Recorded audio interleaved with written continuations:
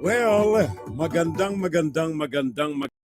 gabi sa mga kapitbahay natin dyan sa Metro Manila, Luzon, Visayas, Mindanao. Magandang hapon sa mga naandyan naman sa Middle East. And of course, good morning sa Amerikas. Kabireya na naman tayo sa YouTube. Magandang gabi sa Japan. It's 11 o'clock. Diyan sa Tokyo, Japan. Kaibigan natin si Leonor Curatak. Good evening, Furel. Of course, sa Glendale, California, it's 7 o'clock in the morning. 7:03 to be exact. Ang kaibigan natin, Soke Friend Demerano. And good PM Manoy, sabi ni Batcom Quezon Talagit. I guess nasa Pinas ang kaibigan natin. Magandang hapon, Furel. At sa lahat ng mga kakamping natin from Riyadh, Kingdom of Saudi Arabia. Ang ating kaibigan si Bonnie. Bonifacio Año Nuevo. Marikoy, thank you. And of course from Naga City, Kik Mendoza. Good morning, my friend. Good evening pala. Thanks, Leonor. Maraming salamat. Dan sharing, sabi ni Marikoy. Leonor Kurata of Japan. Etong ating YouTube madalas nag-aabriye. Walang oras natin ay ganap ng 4 na minuto makalipas ang ganap na 10 ng gabi, Philippine Standard Time, at 10 naman ng umaga, Eastern Standard Time, dito sa USA. Ang mga areas na kagaya ng Ohio at saka yung Midwest natin and South region ng Estados Unidos ay inaabot ngayon ng malas simula pa kahapon araw ng Friday. 3 na ang namatay dahilan sa mga ipo-ipo. Tornado. Yan ay tumama riyan sa ilang mga lugar sa Ohio, sa Indiana, sa Kentucky, and Arkansas. Ilang mga ulit-ulit na mga bumaba. Tumama sa mga lupain dyan sa mga naturang mga lugar. Ang mga ipo-ipo kahapon araw ng Friday, nagsimula ito ng hapon hanggang gabi. At ngayong araw na ito, ang mga lugar na ito ay nasa ilalim ng alerto. Baka magkaroon naman ng pag-ulit gawa ng sama ng panahon sa naturang mga areas. Ang storm system na ito, yan ang mga katagang ginagamit dito sa Estados Unidos. Kaugnay nitong mga uri na ito ng mga distractions kagaya ng ipo-ipo. Ang mga ito ay tumama sa mga bahay ayon dito sa mga reports na mga natatanggap natin. Tumama at nagwasak ng maraming mga tahanan, nagpabagsak ng mga kahoy at pumutol ng mga daloy ng kuryente. Samantalang ang mga kasiraan, ang pagkawasak ng mga properties, improvement sa mga dinaraanan nito ay hindi mabilang. Nagsimula ng alas 5 ng hapon kahapon, Eastern Standard Time, ayon sa National Weather Service. May 400 mga reports ang kanilang tinanggap simula lamang ng alas 5 ng hapon, kahapon araw ng Friday. At habang umuusad ang mga oras, ay naitatala ang malawakang distractions na nakararating sa weather station.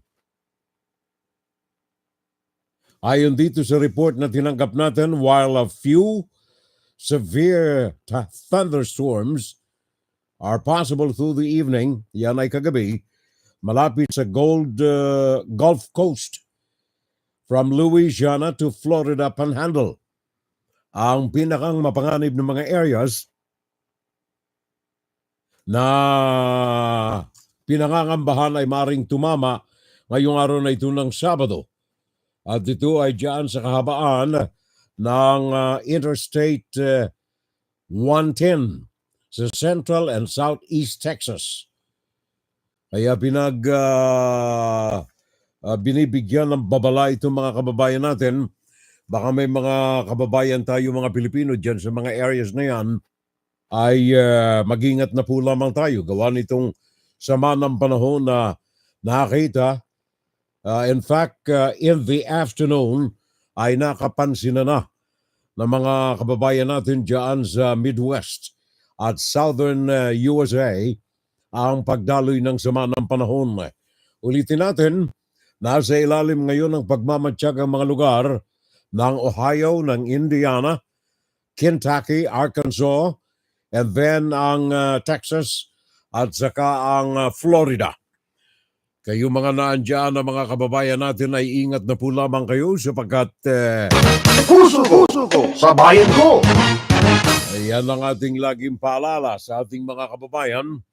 Yan ang ating lagi pong iniisip tuwing tayo ay nandirito at nagbibigay ng mga paalala ng mga balita sa ating mga kababayan. Pakinggan si Pirel Salvo tuwing Sabado dito sa FGS Web Radio para sa mga Pilipino.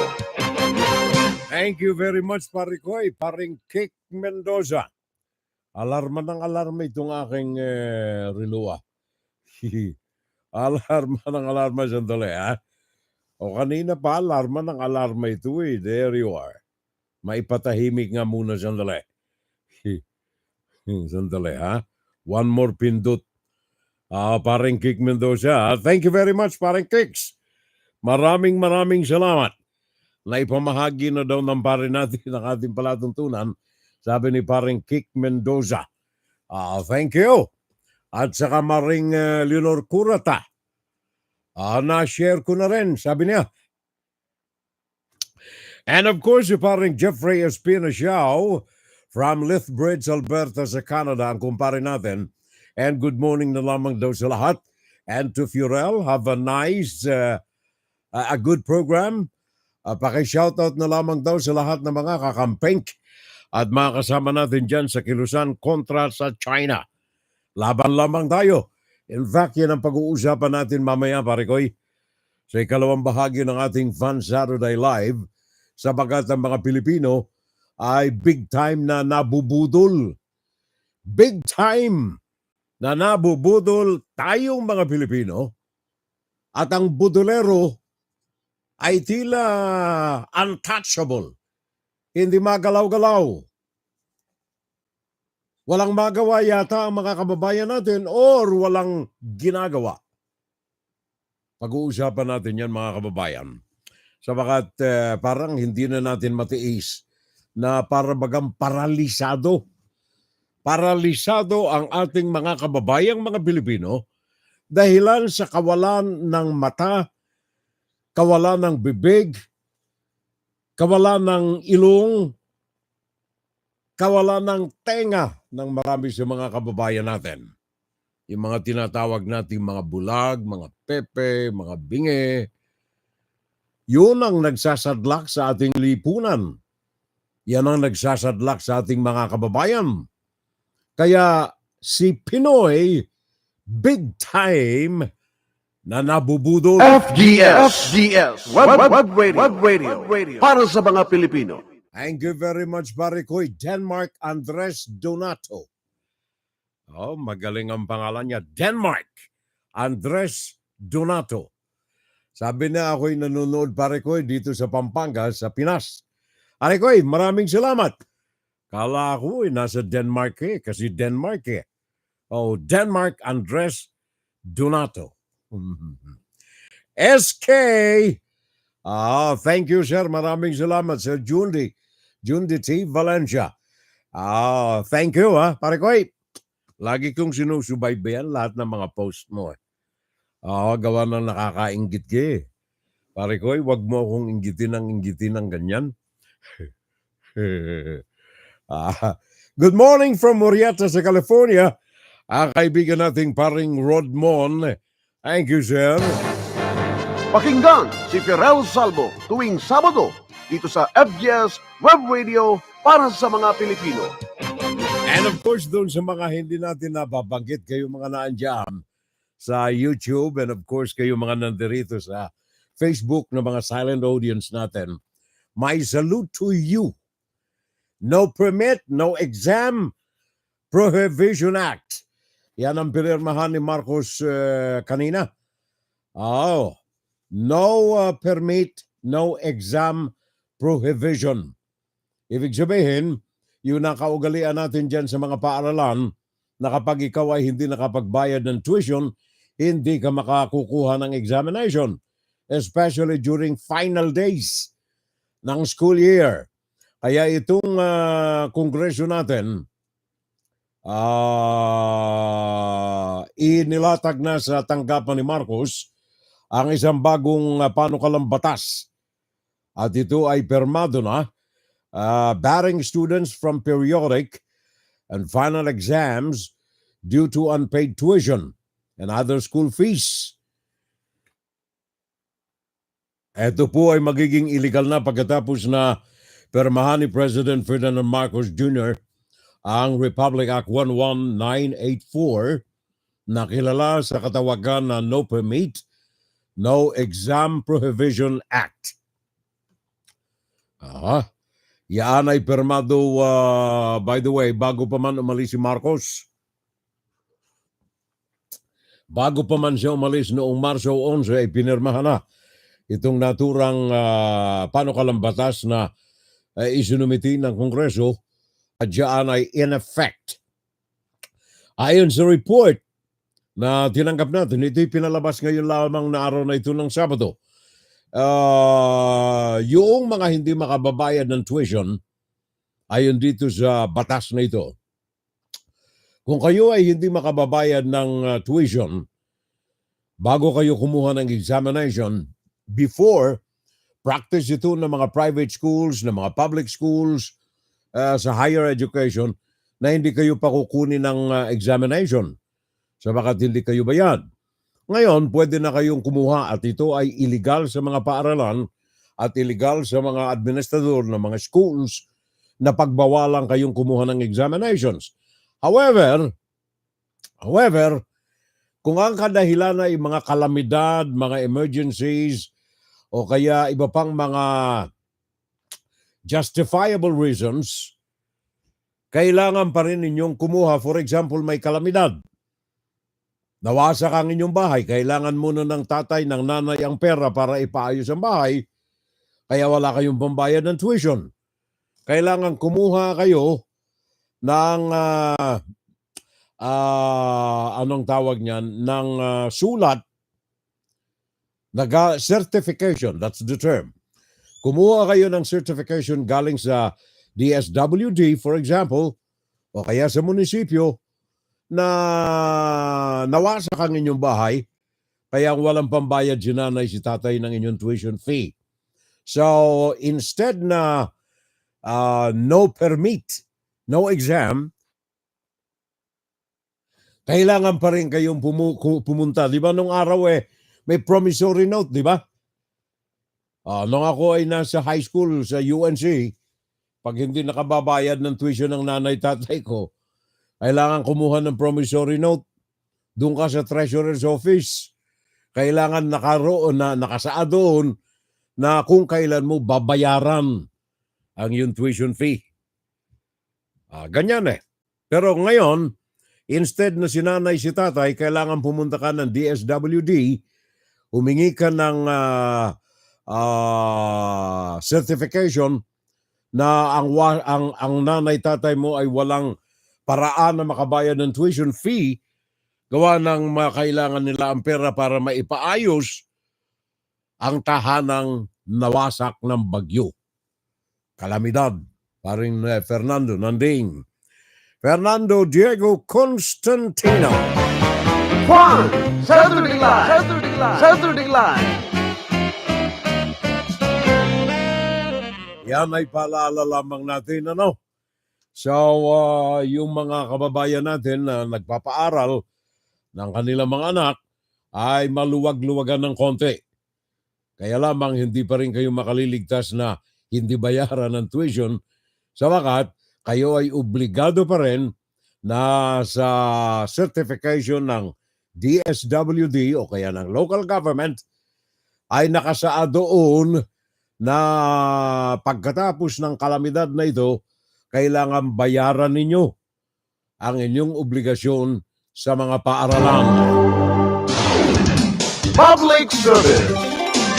At hindi lamang yung kapitbahay, paalala ko rin, buti nang mas maaga nating ipinaabot sa mga kababayan natin.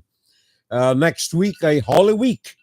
Hindi matigil-tigil itong aking, ano ba nangyari dito? Kalabog ng kalabog eh. Next week mga kababayan, paalala lamang na Holy Week na next week. Kaya ang PNP, Philippine National Police, ay naglaan ng 11,000 na mga pulis. Diyan sa Metro Manila, ito ay hindi lamang para sa Holy Week kundi sa summer break. Summer break.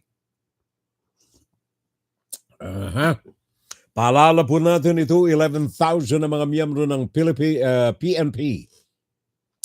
Diyan sa National Capital Region ang ikakalat simula next week, Monday. At ito ay bilang paghahanda sa Holy Week from March 25 hanggang March 31. And then summer vacation from April 1 hanggang Mayo 31. Kaya ingat na lamang tayo mga kapitbahay. Ingat tayo sa mga mandarambong, ingat tayo sa mga mandurugas, ingat din tayo sa mga pulis. Nakikita naman ninyo ang mga investigasyon ng Senado. Nakikita ninyo ang mga investigasyon ng Kongreso. Mga abusadong mga pulis. Kaya ingat kayo sa mga mandarambong, ingat kayo sa mga mandurugas, ingat kayo sa mga mambubudol, at ingat din kayo sa mga pulis. Public service. Buti na po yung pinaalalahanan namin kayo, Sabi ni paring Ben Magbuhos, sa school ng 2 kong mga anak, sa The Seed Montessori School. Mayaman ang pare ko. Montessori, pare ko Nung araw nung ako'y nandiyan kung hindi ka executive sa mga kumpanya, hindi ka makapagpapaaral sa Montessori.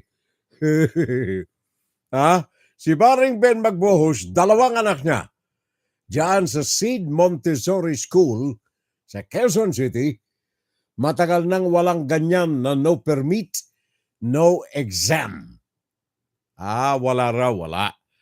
Paano hindi ka naman pare nakapapalya ng pagbayad Kaya hindi mo alam kung may no permit, no exam.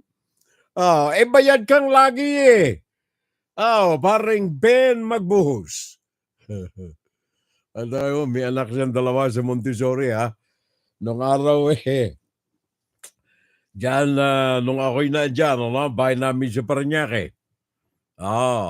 Tapos may papasok na service car. Montessori. Kakaunin pala yung mga nakaservice Kami, yung mga anak namin, Santa Rita lamang pare ko Saint Rita lamang kami sa Parañaque. Montessori itong kaibigan ko magaling ka pare ko Juan, Saturday Live. Sabi ni paring Kik Mendoza, Holy Week na mga pare ko next week. Kaya kailangan ay magnilay-nilay na Kibuloy at si Duterte.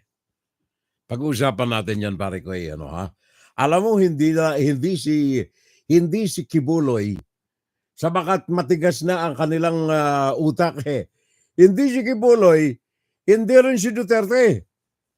Kaya ninyo, hindi na nga makatayo si Duterte ng matino Hindi na nga makalakad ng matino kung magbukas pa ng bunganga ay bungangang imburnal pa rin Bungangang imburnal. Kaya ito hindi ito ang kailangan maipanawagan natin pare ko Yung mga kababayan nating mga bulag, mga bingi at saka mga pepe, ito ang kailangang magnilay-nilay. Ugnayan, pakinggan. Di ba? Sila mga dapat na magnilay-nilay eh. Oh, by the way, pare Koy, buti nabanggit mo ha. Nabanggit mo si Duterte. Naalala ko yung defendant doon sa kaso ng pagpatay kay pareng Percy Lapid. Anong pangalan nito? Si Ricardo Zulueta. Inatake sa puso the other day at kanina binawian ng buhay. Isinugod ito sa Bataan Peninsula Medical Center kagabi ng alas 10 ng gabi, Friday, dahilan sa heart failure. Ngayong araw na ito ay patay na. Ang makapagtuturo sa kung sino talaga ang utak ng pagpatay kay Percy Lapid. Isa yan sa mga pag-uusapan natin mamaya, pare ko ha. Isa yan sa mga pag-uusapan natin mamaya sa ikalawang bahagi ng ating palatuntunan. Sa mga big time na nabubudol na ang mga Pilipino, kaya lamang dahilan sa mga pepe, mga bulag, mga binge, nakalulusot. Napapabayaan, paralisado ang taong bayan, ang mga Budolero ay nakalalaya. Ang iba rito ay qualified sa mga kaso ng treason, yet malayang nakagagala ang mga Budolero sa ating kapaligiran. Pakinggan si Ferel Salvo tuwing Sabado dito sa FGS Web Radio para sa mga Pilipino. Ricardo Zulueta, dating Bureau of Corrections official at dating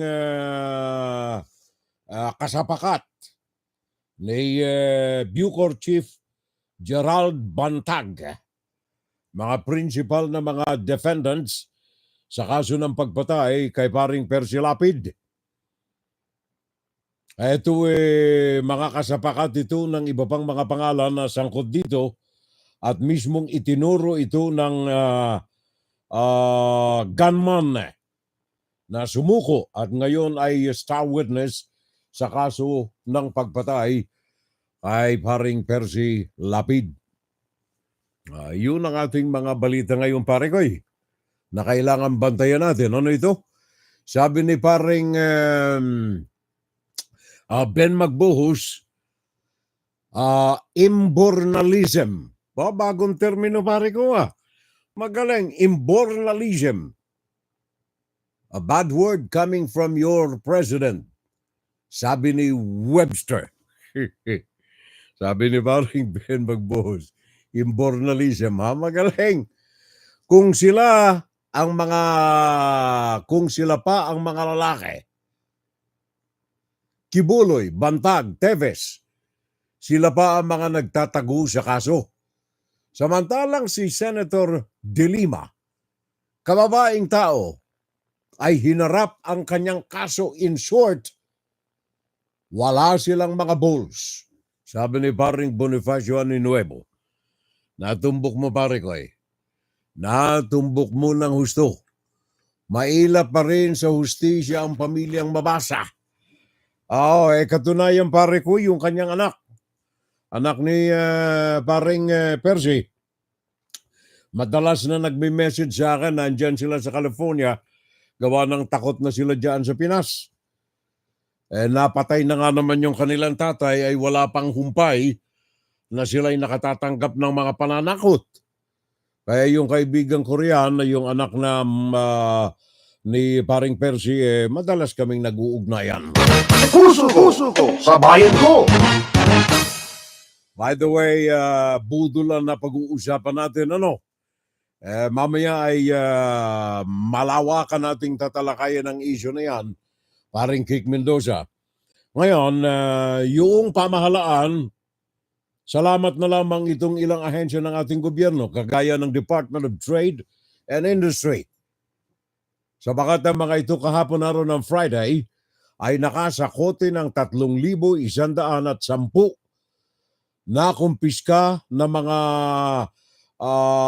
walang certification ng DTI, nagkakahalaga ng halos ay 2 milyong piso na mga kagamitan sa bahay at iba pa. Ang mga ito ay mga fireworks, 2,202, mga helmets, 635, mga brand new pare ko, ng mga helmets, at saka mga inodoro, at mga iba pang mga products na kung saan ay hindi nagdaan sa inspection ng DTI, Department of Trade and Industry. Ang mga ito ay pinalulusot galing sa godfather ni dating Presidente Rodrigo Duterte, ang mainland China. Marami talagang pagbubudol ang naganap sa nakalipas na 6 na taon ni Senyor Rodrigo Duterte. Ang report. Sabay-sabay na pinasagasaan sa pison. Hinataw ng maso. At inihampas sa simento ang mga helmet na ito sa tanggapan ng DTI Fair Trade Enforcement Bureau sa Makati City kanina. Ilan lang yan sa halos 2 milyong pisong halaga ng uncertified items na nakumpiska ng DTI online at sa ilang pamilihan. Dahil walang Philippine Standard o PS Mark at Import Commodity Clearance o ICC sticker. Meron tayong rule na certain consumer products kailangan po dumaan sa atin para ma-check ang safety and quality niya. At pag dumaan sa DTI process yan, mag-i-issue tayo ng PS Mark and ICC sticker. Mula sa kahon-kahong helmet, mga vape product, paputok, pati mga monoblock chair, dinispatcha ng DTI. Pati ang mga mamahaling inidoro gaya nito, winasak. Kabilang sa mga uncertified items na sisirain ngayong araw ay ang mga mamahaling toilet bowl sa aking harapan. Ito nga bukod sa push button, yung mga flush, Japanese ceramic ang material at ginagamitan rin ng Japanese technology. Yung takip nito, ayon sa kanilang website, mag-isang umaangat at bumababa. Ang halaga nito, 186,389 pesos bawat isa. Wala tayong discount or kahit anong cutting corners pagdating sa health and safety ng ating consumers. Sa website ng DTI, nakapaskil doon lahat ng mga produkto corresponding to the PS Mark. Merong license number yan, we can check that. Para dun sa mga ICC sticker, meron tayong ICC verification app na pwedeng i-download sa cellphone, isa-scan lang yung hologram ng ICC sticker, tapos malalaman natin kung peke or lehitimo ito. Nagbabalita mula sa Frontline, Laila Pangilinan, News 5. Thank you very much, Laila. Maraming salamat. Thank you. Matakay mo, sabi ni Laila, yung unodoro, senyasan mo lang, psst, bubukas yung hood ng unodoro. Tapos sabi niya, psst, flash ka agad.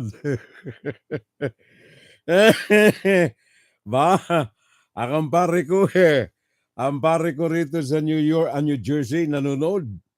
Long time no see, pare ko Attorney Antonio Figueroa II. May second siya, ha? Tony Figueroa II watching us. Thank you very much, pare ko. Maraming salamat. Hindi ko alam na may second si Tony, ha? Second siya Ito ba ang kumpare ko, iba? Tony Figueroa II. Ngayon ko lang alam na may second kasi. Paring Rodmon, thank you. Maraming salamat. And then marami pa tayong iba ritong mga hindi natin nabanggit kanina sa bakat nabibilang dito sa mga silent audience natin.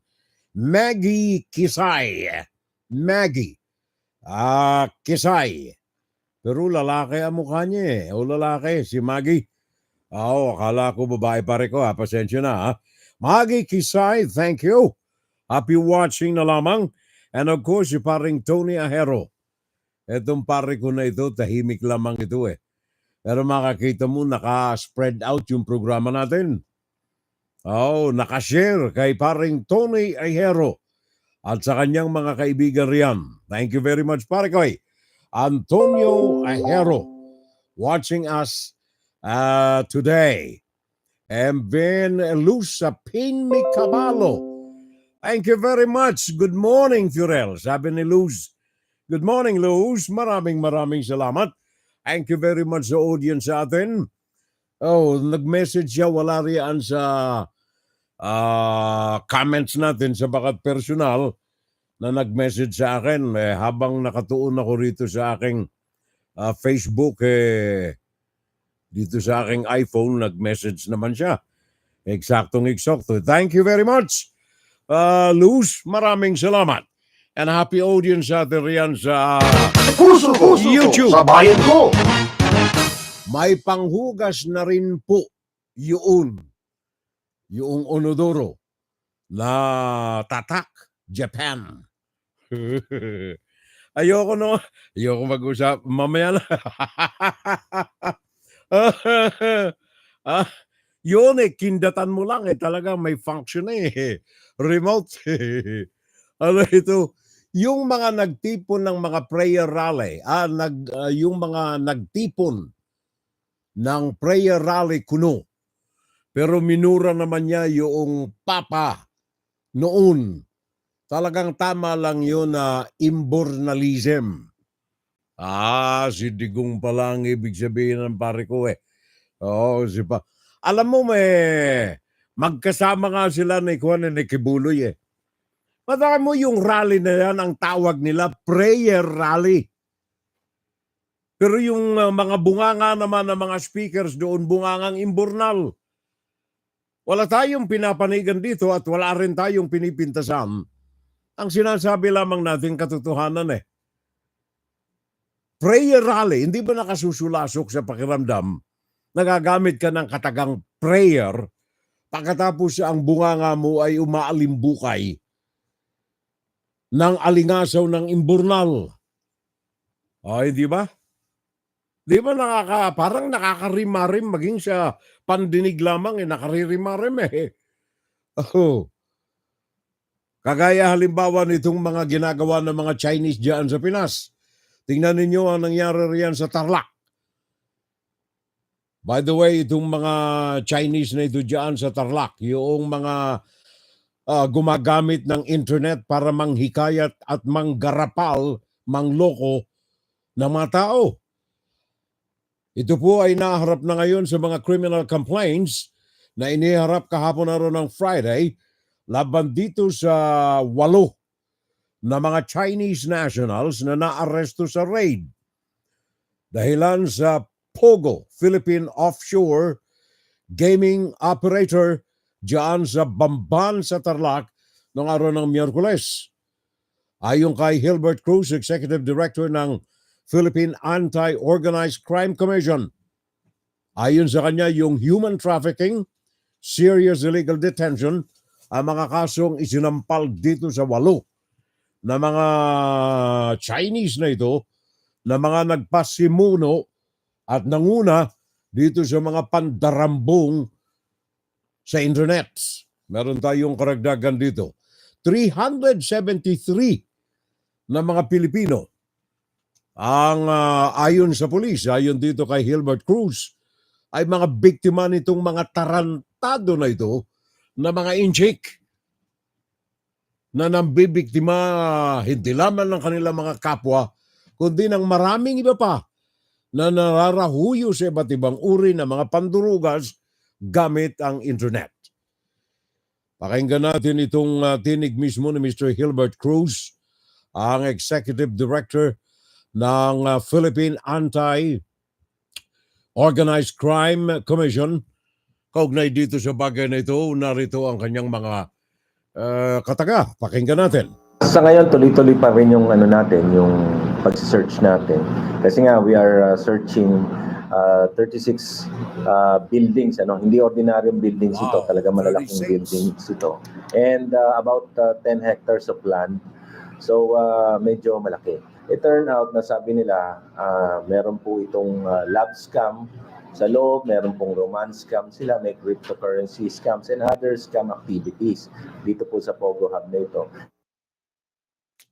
Yan ang tinig po ni Hilbert Cruz, Executive Director ng PAOCC. Yan ang Philippine Anti-Organized Crime Commission. Yan ay tinutukoy nito ang pugad nitong mga Chinese nationals na ito na gumagamit ng internet sa pandurugas sa lahat na ng uri ng mga tao na kanilang mabibiktima.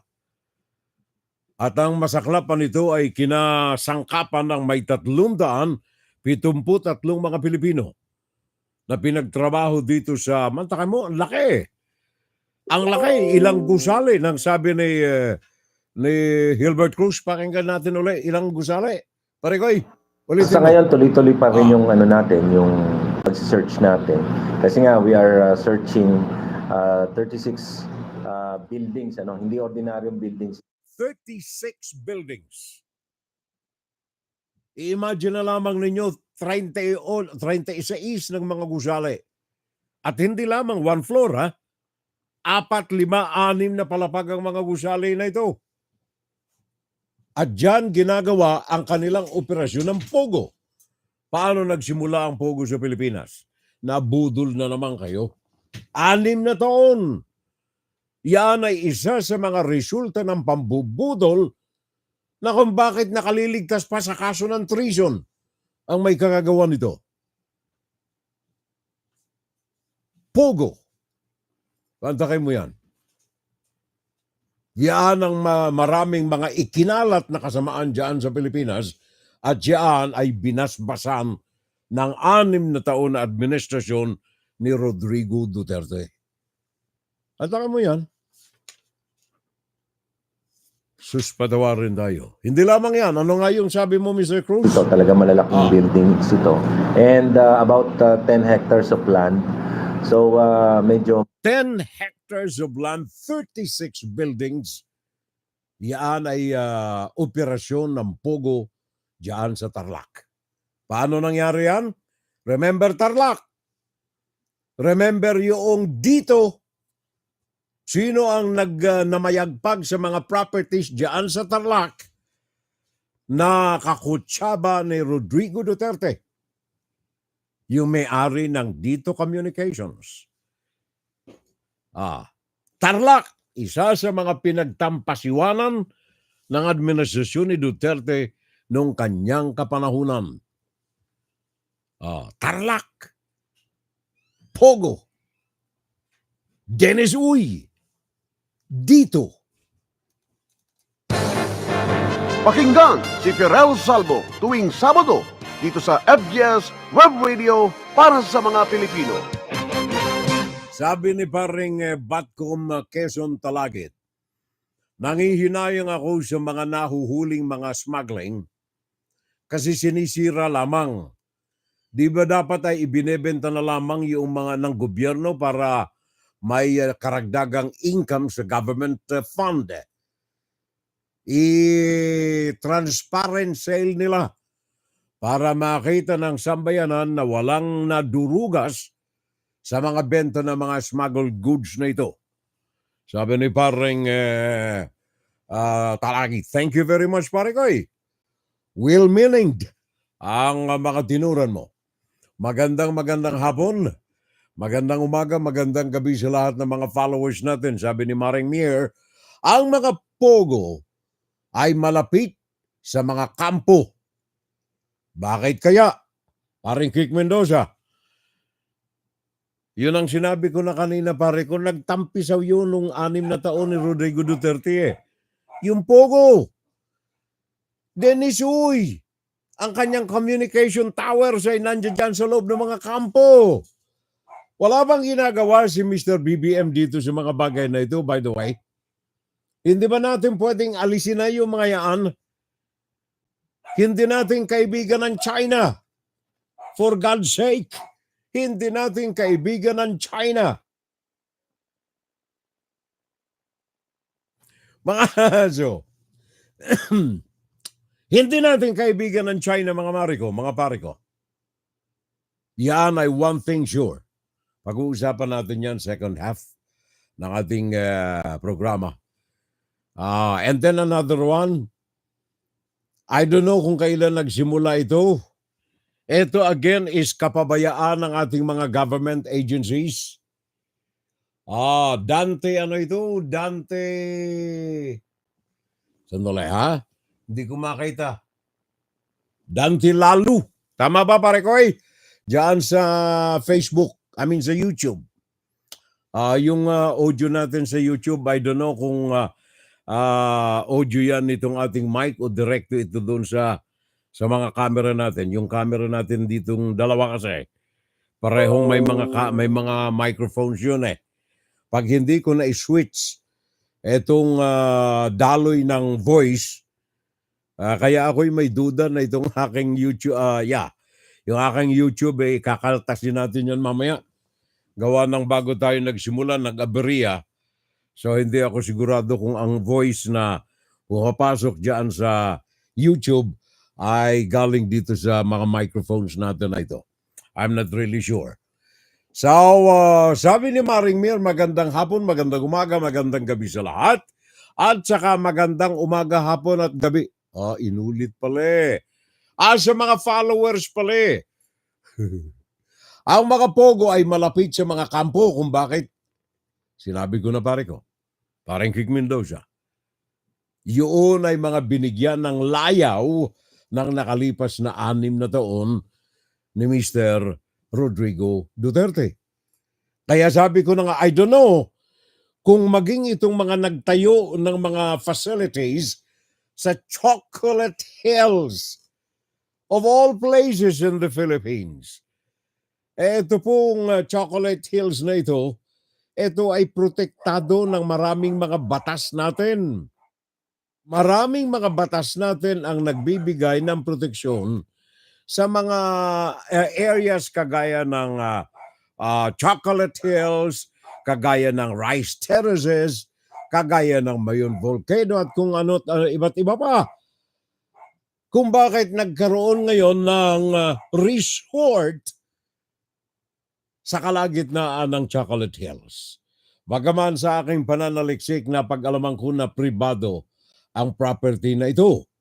So, sa kabila ng pagiging pribado nito, dapat ang lahat ng mga improvements, kung tawagin natin sa real estate, dapat lahat ng mga improvements ng mga pribadong mga properties na ito within the enclave ng mga protektado sa ilalim ng Department of Environment, Natural Resources o kaya ng iba't ibang sangay ng pamahalaan natin na nagbibigay ng proteksyon sa ganitong uri ng mga lugar. I don't know kung ano ang mga hocus-pocus na naganap. Meron tayong report galing kay Rafael Busano. Karagdagang pag-uulat tungkol dito sa bagay na ito. Nakapaskil na ang malaking signage ng cease and desist order sa labas ng Captain's Peak Resort sa Kabayan. Inabot ng 6 na buwan mula nang lumabas ang temporary closure order ng DENR bago ito tuluyang naipatupad. Kaya noong Enero ay nabigyan pa ito ng business permit ng lokal na pamahalaan. Katwiran ng Sagbayan LGU, hindi sila nabigyan ng kopya ng closure order. Paliwanag na hindi umano katanggap-tanggap ayon mismo kay DENR Secretary Tony Yulo-Loizaga. The issue is, does it have an ECC or not? That's the issue. It's not whether hindi naman kami nabigyan ng kopya. Alam naman po natin siguro at the local level kung ano ang kailangan masubmit bago mag-issue ng isang building permit sa protected area. Giit ni Loizaga, makailang beses ding nabigyan ng building permit ang resort kahit pa alam ng LGU na wala itong ECC.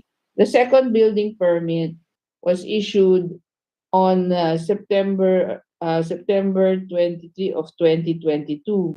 Alam naman po natin siguro at alam naman po nila na wala po silang in-applyan na ECC. So patuloy po yan na ini-issue ng local government. Pero lumalabas na hindi lang ang pag-operate ng walang ECC ang naging paglabag ng Captain's Peak Resort. Kabilang sa mga ito ang pag-discharge ng tubig ng walang discharge permit at hindi pag-register bilang hazardous waste generator. Sa pag-iikot ng tauhan ng DENR kahapon, nalaman din na gumagamit umano ng deep well ang resort.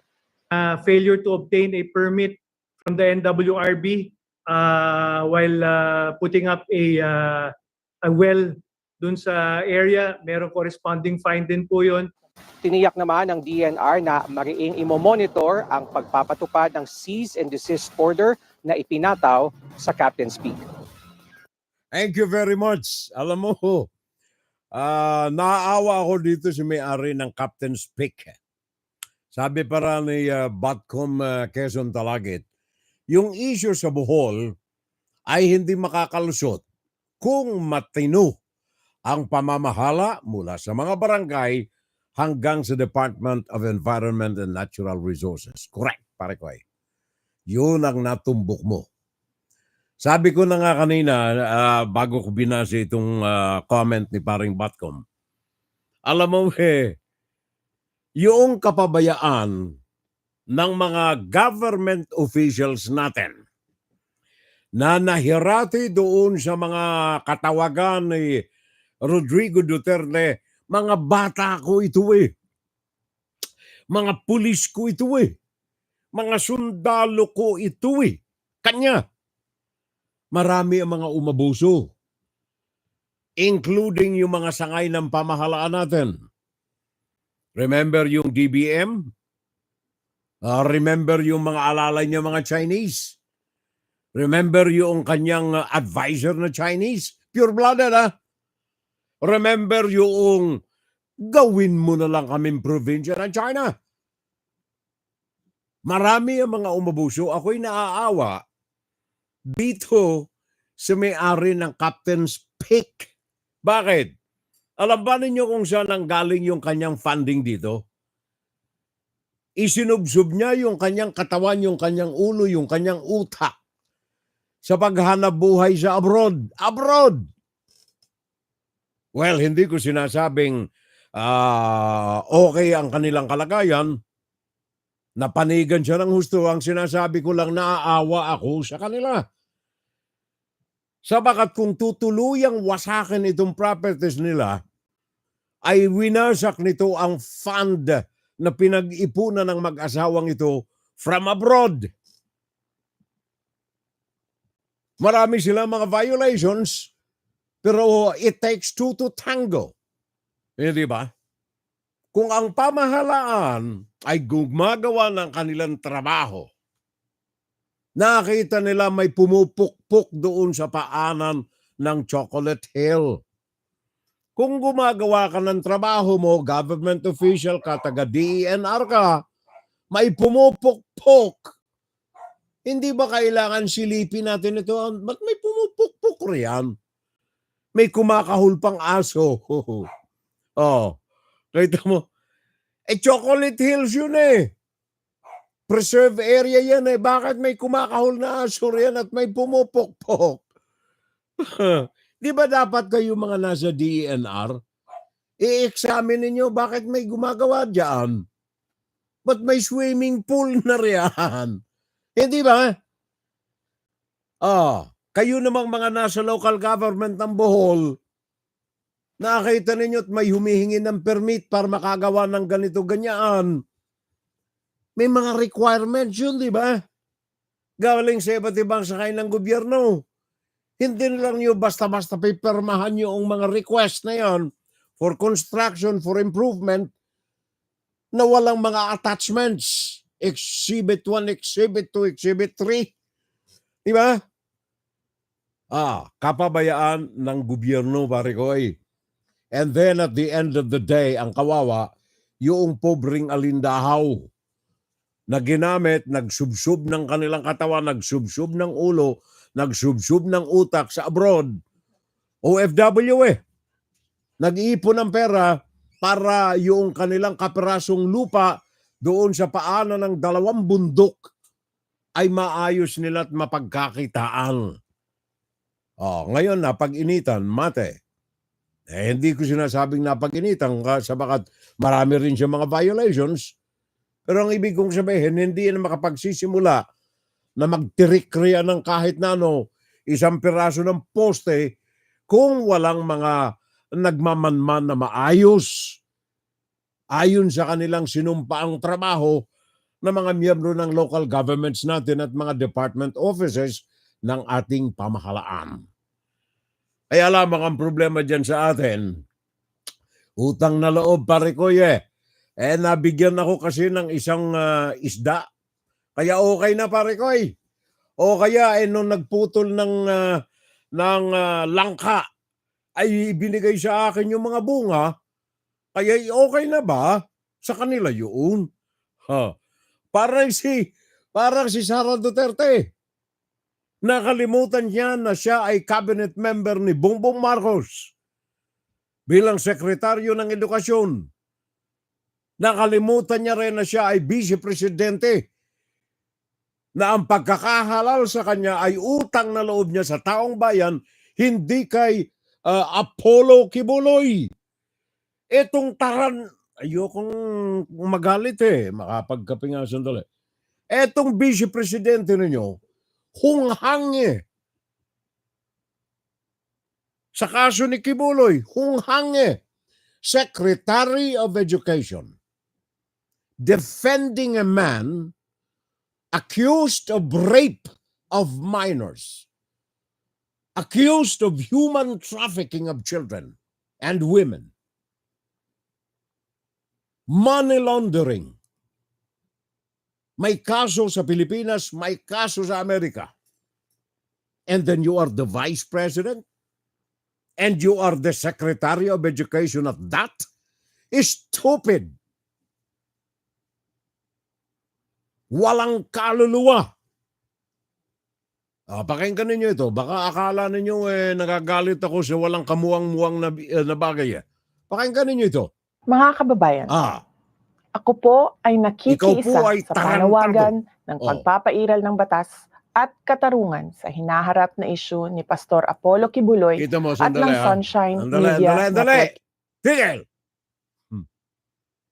Anong katarungan ang pinagsasabi nitong hunghang nito Ulitin mo nga. Ano yung sinasabi mo? Katarungan? Kikiisa sa panawagan ng pagpapairal ng batas at katarungan sa hinaharap na isyu ni Pastor Apollo Kibuloy. Anong katarungan ang pinagsasabi mo?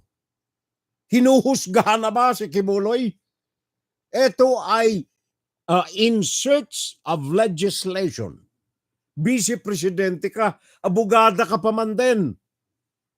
Baka wala kang kampana, kaya ganun Wala kang alam. Abogada ka nga, pero wala kang alam. Anong hustisya, anong katarungan ang pinagsasabi mo? Yan ay korte.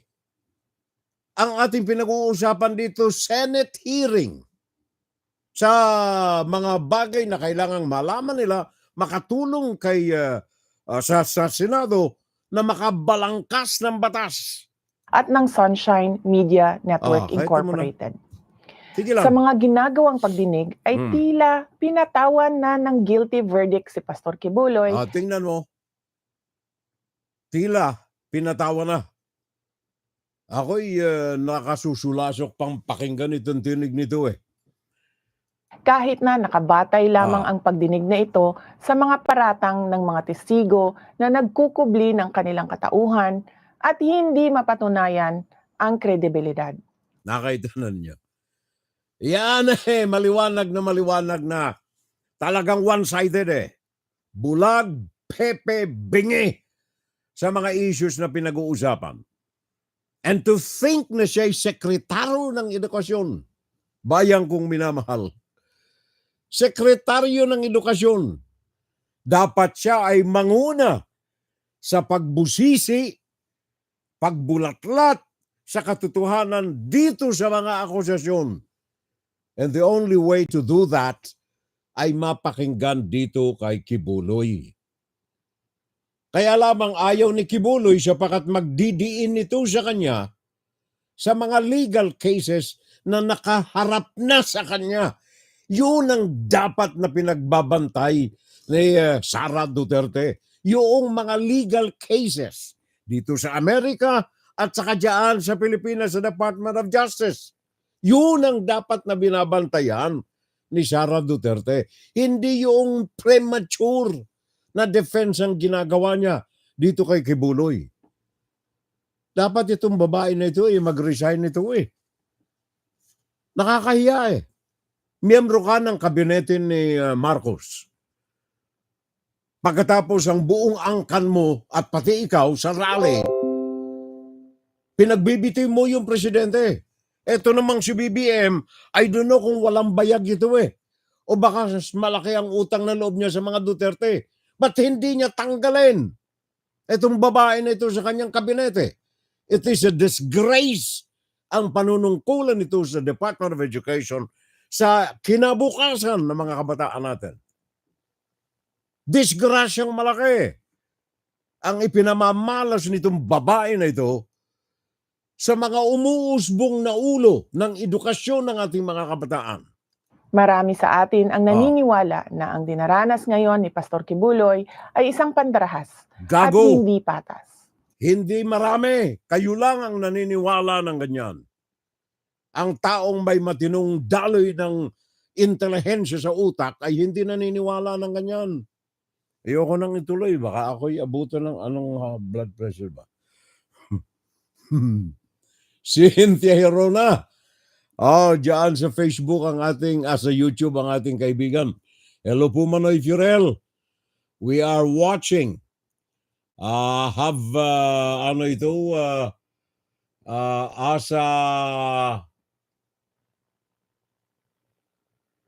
Italy. Yun, nga pala, sa Italy nga pala si Maricoy. Sabi niya, masustansyang talakayan ang ginagawa. Thank you. Maricoy, maraming salamat. Cynthia Herona, dyan sa Italy. Ako'y inaabot ng high blood dito, pare ko, paring Ben. Parang hostage ni Gunggong si BBM, kaya hindi makapurma. Ipinagtatanggol pa ni Sara si Manyakis. Oops, sabi ni paring Ben Magbuhos. Hindi akin yun. Yung pamilya Duterte, yung mga yan ay hinulma sa matres. Ayoko nang banggitin. Basahin na lang ninyo yung sinabi ni pare Koy. Paring Kik Mendoza. Ako'y naaalibadbarang kasi pare ko. Ate Nens, we are watching. Sabi niya, love and regards to everyone in the family. Sabi ni Ate Nens. Thank you, Ate Nens. Maraming salamat. Thank you. Pasensya na kayo at ako'y inaabot lamang ng galit dito kapag ito ang napag-uusapan maling mensahe ang ipinararating nitong si Sare.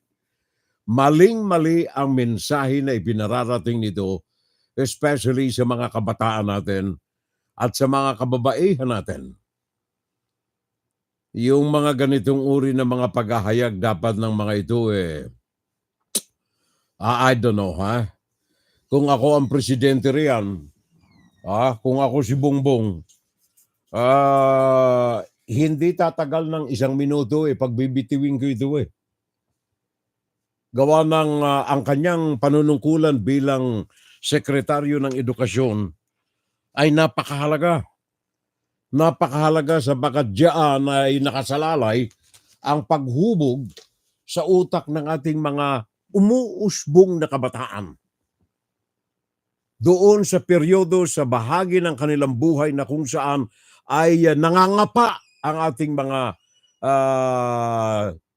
mga teenagers sa kung anong ideolohiya, anong futuro, anong hinaharap ang kanilang babagtasin. Pagkatapos maririnig mo sa sekretaryo ng edukasyon yung ganyang mga kataga, anong klaseng liderato meron tayo mga kababayan? Nakasusulasok ng damdamin Pakinggan si Firel Salvo tuwing Sabado dito sa FBS Web Radio para sa mga Pilipino. Nawala tuloy. There. Juan, Saturday Live! Saturday Live! Well, nasa ikalawang bahagi na tayo ng ating palatuntunan mga Puso kababayan. ko, sa bayan ko! At sa ikalawang bahagi, talakayin natin ang ating pinakang mahalagang bagay na dapat ay maimulat Magkakaminsan gawa ng ating damdamin maimulat natin sa ating mga kababayan, lalo na doon sa mga pepe, mga bulag, at mga bigay. Inside, Guro-Guro, Opinion, and Saturday Live. Alam mo, etong network ni Mr. Pangilinan, ang News Television 5, ay may ilulunsad ngayon na isang programa. I'm not endorsing, nabanggit ko lamang ito sapagkat yung issue ko ngayon ay kaagapay nito I'm not endorsing the program, although it might be good, hindi pa nagsisimula Ang programa nila ay Budol. Bagong programa, Budol Alert ng News Television 5. Ayon sa kanilang promotion, ito ay mabigyan ng proteksyon ang taong bayan sa mga laban sa mga nambubudol. Laban sa mga nambubudol. Ito yung bahagi ng kanilang promotion nila. Parinig ko lamang sa inyo.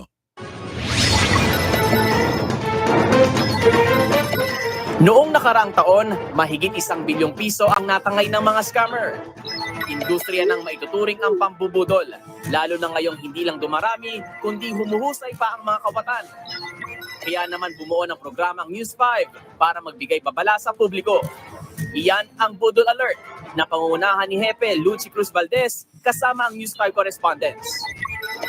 Ito pong programang Budol Alert ay ang magwa-warning sa inyo ng kung saan kayo dapat lumalayo at hindi naloloko ng mga manloloko.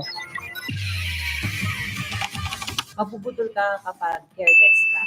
Ang kapulisan po ng Bacoor Component City Police Station ay mga ligtas tips para maiwasan po nating mabiktima ng budol-budol. Una-una po, huwag po tayong magdala ng malalaking halaga ng pera.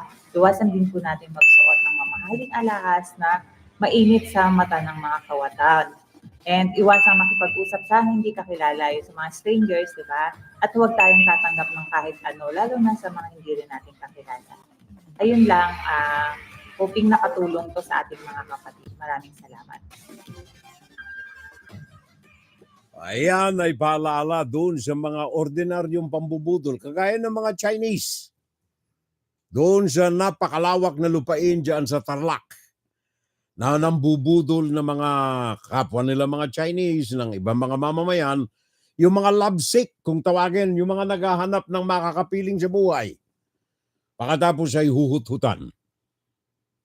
Yun ang issue dito sa bagong programang ilulunsad nitong News 5.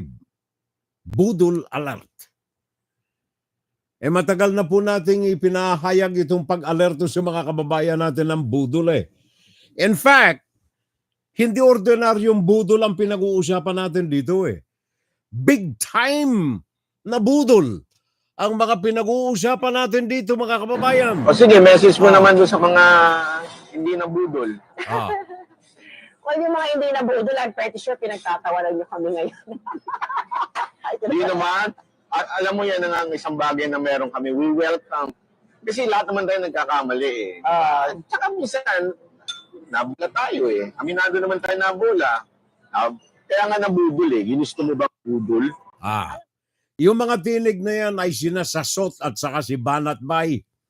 Dalawa na mga nabudol.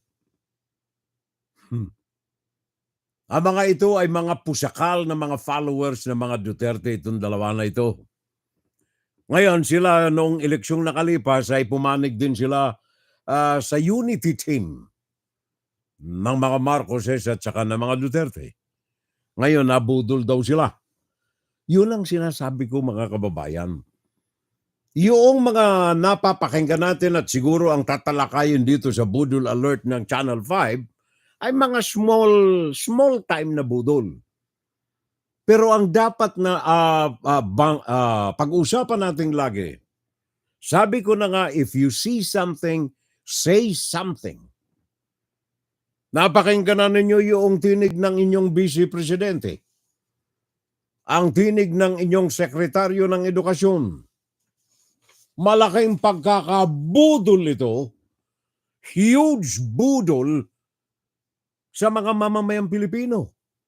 Kay Juan de la Cruz, malaki ang pagkakabudol nito sa mga kabataang mga Pilipino. Big time na budol. Sa kabila nito, itong mga Budolero ay nakawawala. Malaya na nambubudol sapagkat ang taong bayan ay paralisado sa katotohanan. Tingnan na lamang ninyo, ha? Issue.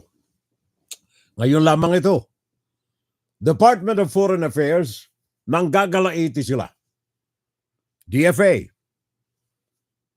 Dahilan sa, ayon sa DFA, Department of Foreign Affairs, ay ibinubulgar ng Chinese Communist Party yung mga confidential issues na kanilang mga napagkakasunduan sa palitan ng mga komunikasyon between the Chinese Communist Party, Politburo, at ng Philippine government as far as the West Philippine Sea is concerned.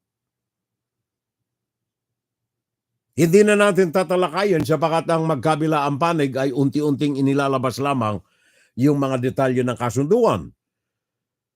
Pero makasisiguro tayo na ang pinag-uusapan nila ay ang kalalagayan ng West Philippine Sea. Ngayon, kaugnay nito, may binanggit ang isang hindi pinangalanang Chinese official na merong ginawang kasunduan ang Pilipinas at saka ang China sa resupply ng mga sundalo natin sa Ayungin Shoal. Sabi nitong hindi pinangalanang Chinese official, ang Pilipinas ay nangako na sa unang kasunduan nila ng gobyerno ng Pilipinas na hindi magdadala ng anumang supply materials ang mga Pilipino sa kanilang mga sundalo doon sa Ayungin Shoal, kundi mga pagkain at damit lamang o kaya supply commodities na kailangan ng mga sundalong Pilipino sa isinadsad na barko every now and then. Sa madalit sabi, yung Pilipino lumuhod sa China. At para na ring inamin ng mga Pilipinong gobyerno sa China na kanila yung Ayungin Shoal. Natatandaan ninyo several months ago, may nilabas na rin ang China na ayon sa kanila ay hindi tinutupad ng gobyernong Pilipino na napagkasunduan between the Philippine government and the Chinese Communist Party na ang barko na yan na nakasadsad sa Ayungin ay hihilahin na ng Philippine government. BRP Sierra Madre, isang vintage na barko na ngayon ay bulok na ginamit ng mga Pilipino noong ikalawang digmaang pandaigdig.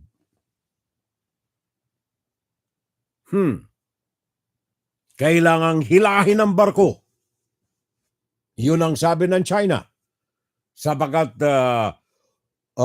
nangako ang gobyernong Pilipino na hihilahin ito. Isinangkalan pa nila si Ninoy Aquino Jr. Na noong panahon daw ni Ninoy, ang gobyernong Pilipinas ay nangako na hihilahin ang barko na yan, ang RP Sierra Madre. Gago ka bang presidente na ikaw ang nagpasadsad niyan dyan eh? Isinadsad dyan Era Estrada. Sinangayunan naman Ninoy Aquino. Ikinaso pa ang China doon sa International Criminal Court. Ikinaso pa na ipinanalo ng Pilipinas laban sa China. Gago ka ba na ipahihila mo yan? Ngayon na pag-alaman natin sa mga anay natin doon sa Pilipinas na ang nakapagkasundo pala nito nangako ay si Rodrigo Duterte. Pinangako ni Rodrigo Duterte na habang naandyan pa yung barko't hindi pa nila naipahihila, okay na nakipagkasundo sa Chinese Communist Party na payagan na lamang suplayan muna ng pagkain ng mga sundalo na ito until after na mahila na ang barko. Hindi ba treason yan, pare ko? Yung lupa na yan ay nasa, ang atoll na yan ay nasa loob ng economic zone ng Pilipinas. Ipinanalo sa korte. Ang pagmamayari, ang claim ng Pilipinas. Hindi ba treason nito na ipangalandakan mo pa na, anong sabi mo nga, Mr. Rodrigo Duterte? Anong sabi? Ulitin mo nga. Kaya nga sabi ko, gusto ninyo, gawain na lang ninyo kaming province, Fujian, pati Philippine province of China. Di wala tayong problema. Nakita na ninyo? Yun. Hindi ba treason yun, pare ko? Ibinebenta mo ang iyong bansa sa ibang bansa para lamang sa mga intereses na inililihi mo sa mga mamamayang Pilipino. Ngayon problema. Problema ito sapagkat lalong lumalala ang trato ng China diyan sa Pilipinas. And I'm telling you, every time na may pagkakataon tayong banggitin ito, na ang China ay hindi po kaibigan ng Pilipinas.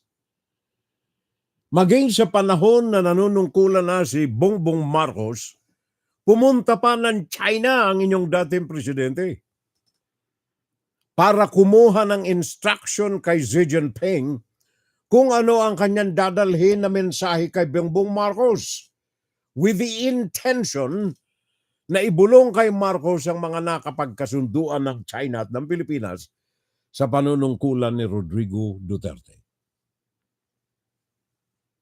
Kaya ako hindi ko alam kung bakit walang magawang aksyon itong si Bongbong Marcos dito China would agree. Pakinggan ninyo ha. China would agree to let only one vessel through during regular rotation and resupply mission sa BRP Sierra Madre. Pakinggan ninyo yung mga kataga, ang pagkakagawa ng sentence. China would agree to let only one vessel through during regular rotation supply mission. Kailangan lamang na ang China ay papayag na kayong Pilipinas, gusto ninyong magbigay ng pagkain sa inyong mga sundalo doon sa nakasadsad na BRP Sierra Madre, okay. Pero walang supply. Di ba? Diyan lamang sa mga katagan na yan, maliwanag na ang may control ang China. Kaya kung bungguin itong mga barko ng Pilipino na nagbibigay ng supply doon, tahimik ang mga Pilipino. Mr. Bongbong Marcos, hindi sapat yung mga kataga, mga binibitawan mong mga buladas upang mabigyan ng hustisya ng katarungan ang kalagayan dyan sa West Philippine Sea. Wanta kayo mo ha?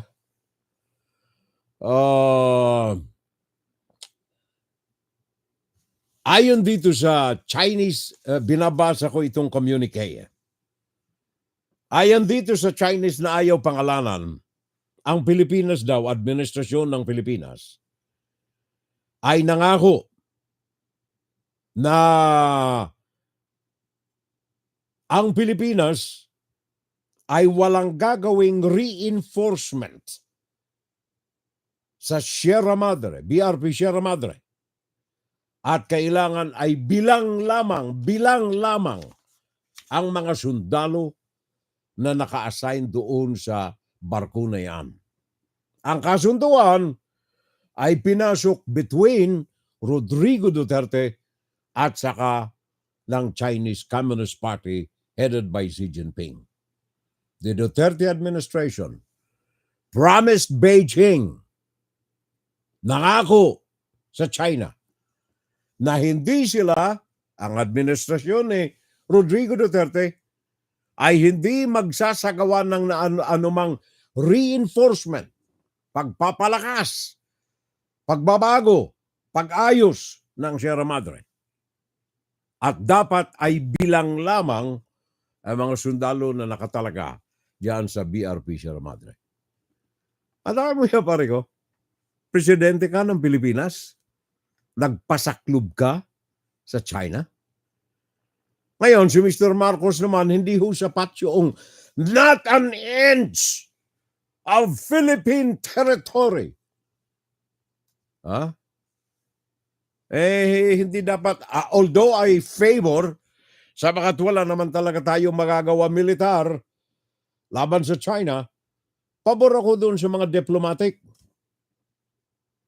Pero yung mga bagay na yaan na mga physical na pang-aabuso na ng China laban sa mga barko ng Pilipinas, hindi ho sapat yung salita riyan. Dapat natandaan na ang Ayungin Shoal, for example, and ang Scarborough Shoal, ang mga ito ay nasa sa loob mismo ng territorial water ng Pilipinas, yung kung tawagin exclusive economic zone. Exclusive economic zone. Hindi ho yan yung lampas ng 200. Yan ay within exclusive economic zone ng Pilipinas. Kaya ang may karapatan riyan, ang tunay na dapat na may daliri riyan ay ang Pilipinas. Hindi dapat tumanggap ng anumang dikta ng sino mang Herodes, ng sino mang Poncio Pilato. Kaya lamang, sabi ko na nga, big time na nabubudol ang mga Pilipino. The problem is nabubudol na tayo mga Pilipino. Ang mga Budolero ay nakalalaya. Mga kababayan natin walang magawa. Ang mga kababayan natin paralisado. Dahilan sa mga kagagawa ng mga bulag, mga pepe at saka mga bingi. Kaya, I don't know kung anong magagawa natin mga kababayan. Hanggang sa bibig na lamang siguro tayo.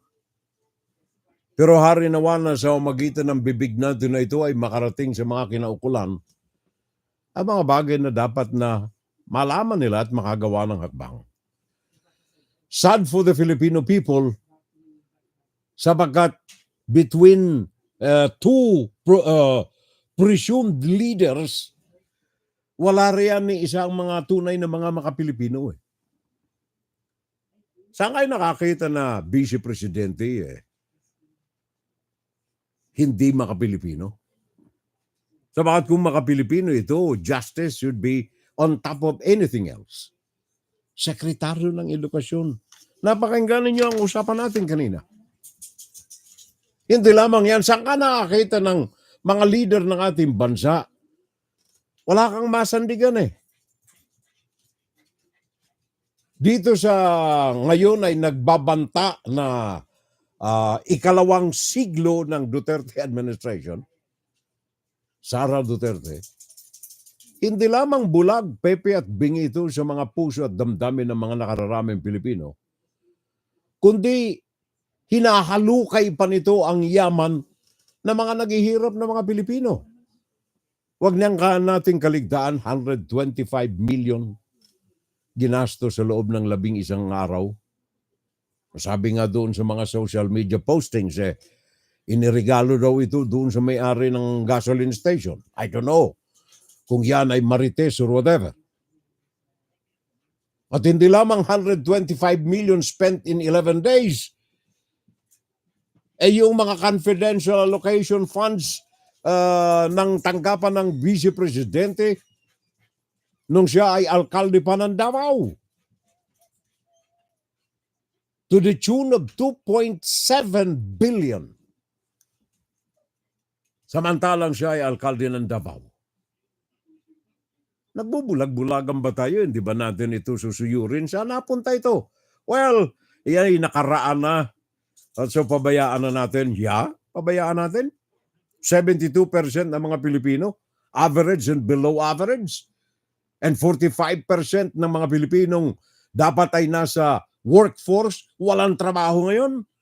Pababayaan natin ang nawala na 2.7 billion pesos sa tanggapan ng presidente na kung saan naglaho na lamang nung siya ay alkalde ng Davao. At hindi lamang yan, from his tenure as mayor of Davao, confidential fund, 460 million a year. Confidential fund. Kaya hindi mo ngayon masikwat kung anong nangyari rito sa pera na ito. At hindi lamang yan.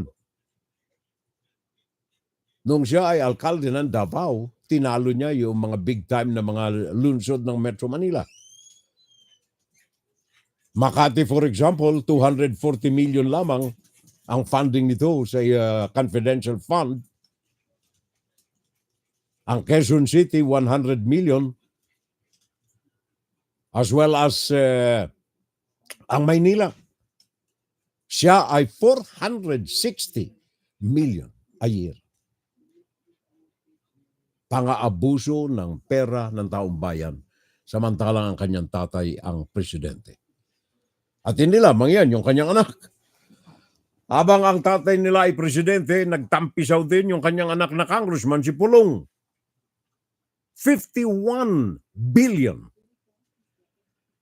Ngayon, linggo-linggo, buwan-buwan, binabaha ang Davao. Sana punta ang 51 billion. 51.7 billion. Na naglahong parang bula sa ilalim ng Congress funding ni Pulong Duterte. Ito po mga bagay nito mga kababayan ay masaklap na alagatain. Sabat kung natatandaan nyo last time, pinag-usapan natin last Saturday, yung mga fake democracy, the flawed democracy ng bansa. Bakit? Sapagat yung mga maliliit na mga tao, husgado ka agad eh. Husgado ka agad eh. Ikaw ha, humitit ka kagabi ng marijuana. Mati ka. Mati ka. 36,000 ang patay. Ordinaryong mga mamamayan. Chinelas Pinoys. 36 million. Sabi ng PNP, hindi naman ganyan. 6 to 8 million, 6 to 8,000 lang. Tukhang. Ordinaryong tao ka. Pero ito, 51.7 million funding. Whereas kung ang titingnan ninyo, ang talagang budgeting ng mga congressmen, 500 million lamang to 1 billion. Si Pulong, 51.7 billion. Sabagat ang tatay niya ang presidente.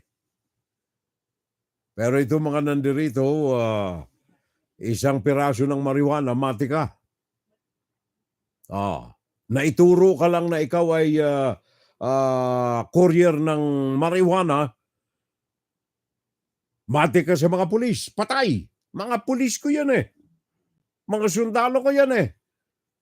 Nung malaman, oops, mali pala, hindi pala yung taong yun. Pasensya na ho, napatay namin yung anak ninyo. Ganun na lang. Pero yung mga big time, tingnan ninyo mga kababayan ko. Big time ha? Apollo Kibuloy. Lintik din ano? Ang unang-unang sumalag dito yung number 1 ninyong senador. Number 1 ninyong senador. Pinagkatiwalaan ng boto ng kung ilang milyon na mga Pilipino. Pagkatapos isang lalaki na nagbigay sa kanya ng helicopter ng na magagamit niya. Utang na loob ito sa kanya eh. Robin Padilla. Kaya number 1, wag nating husgahan si Kibuloy. corruption. Kagapay itong mga ganitong uri ng mga aktibidades ng ating mga senador na masaklap na alagatain ng isang ordinaryong mamamayan sa ilalim ng pamuno ni Mr. Rodrigo Duterte. Remember nung siya nangangampanya, sabi niya ang korupsyon ay buburahin niya sa ibabaw ng Pilipinas, ng daigdig ng mga Pilipino. Ano yung sinabi niyang kataga? I will not condone even a whiff of corruption. Hindi niya papayagan kahit na isang hibla, kahit na isang buhok ng korupsyon sa kanyang gobyerno. Lintik din, ano? Nung nagsimula siyang manungkulan yung anak niya nagtampisaw sa confidential fund. 51.7 billion sa Congress. 460 million taon-taon bilang alkalde. At hindi lamang yan. Hindi lamang 36,000 na mga ordinaryong Pilipino ang napatay, kundi yung mga iskandalo ng kanyang mga cronies, ng kanyang mga alalay. Gawa ng mga sundalo ko yan, mga pulis ko yan. Kaya ano nangyari? Ano ang nangyari? Big time na mga sindikato ang nasangkot ang Malacanang. Ngayon, Apollo. Mantakay mo dahil lang kay Apollo Kibuloy pinagbibitiw nila si Marcos sa pwesto. Okay na sanang magbitiw si Marcos sa pwesto kung ang mga sasala ang sasalang dito ay mga tunay na mga Pilipino. Kaya lamang vested interest nitong grupo na ito magbitiw si Marcos sa kanyang tungkulin sapagat silang gustong maupo. Mas lalong malala. Sabi nga ng kapitbahay ko, pare ko, between two evils yun . Wala kang masalingan, wala kang masandalan, wala kang mapuntahan ngayon .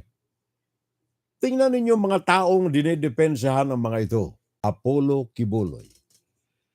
Ang mga kaso nito ay rape, money laundering, human smuggling, hindi lamang sa Philippine court. Dito sa Amerika, mga kababayan. Nanggagalaiti ngayon sila sapagkat inaantay na lamang na iutos ng US courts ang pag-aresto kay Kibuloy. At si Rodrigo Duterte naman ng ICC na siya arestuhin. Almost pareho ang kanilang mga kaso. Pang-aabuso sa kanilang mga tungkulin. Tingnan na lamang ninyo itong hindi lamang panahon na kasalukuyan ang ating dapat tingnan. Balik tanawin natin yung mga nakalipas sa 6 na taon na panunungkulan ng Duterte administration. Ano ang mga corruption na mga inabot ng mga Pilipino? Remember yung mga sabungero? Kahapon ay nahantad na naman sa mga national dailies natin, sa mga pahayagang Pilipino, ang panawagan pananaghoy. Panawagan pananaghoy ng mga kamag-anak, asawa, nanay, tatay, ng mga sabungero, 34 na mga sabungero, 35 na hanggang ngayon 2 years and more nawawala. Saan ka nakakitang pwede mo pang maitago ang 3 o 4 pero 34 maitatago mo ba yan kung hindi influensyado ang taong nasasangkot dito? Kaya nga ba't sabi ko yung pinag-usapan natin the last time, ang gobyerno natin is flawed. The democracy in the country is flawed. May problema, may diferensya. Matakan mo 35 sa bungero ni isa. Wala kayong mahagilap at maparusahan. 2 taon ang nakalilipas. Oh, tinitingnan ko itong report na ito ng mga sabongero from August 30, 2021, January 13, 2022, February 28, March 1, March 4, March 9, March 21, March 21, araw na ito ang negosyanteng si Charlie Atong Ang ay pinabulaanan ng mga aligasyon na siya ay may koneksyon sa pagkawala ng mga sabungero na ito.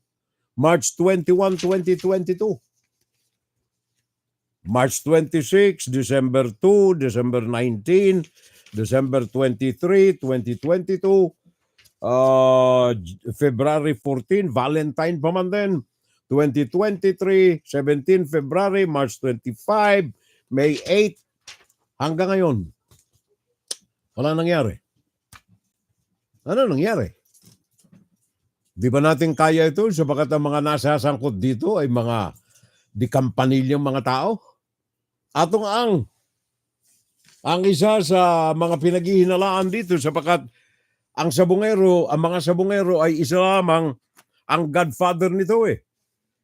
Sabi ni Atong Ang, hindi, piniframe up nila ako gawa ng yung mga kakompetensya ko sa sabong sa Pilipinas. Pagkatapos niya, wala na, tahimik na. And then another case,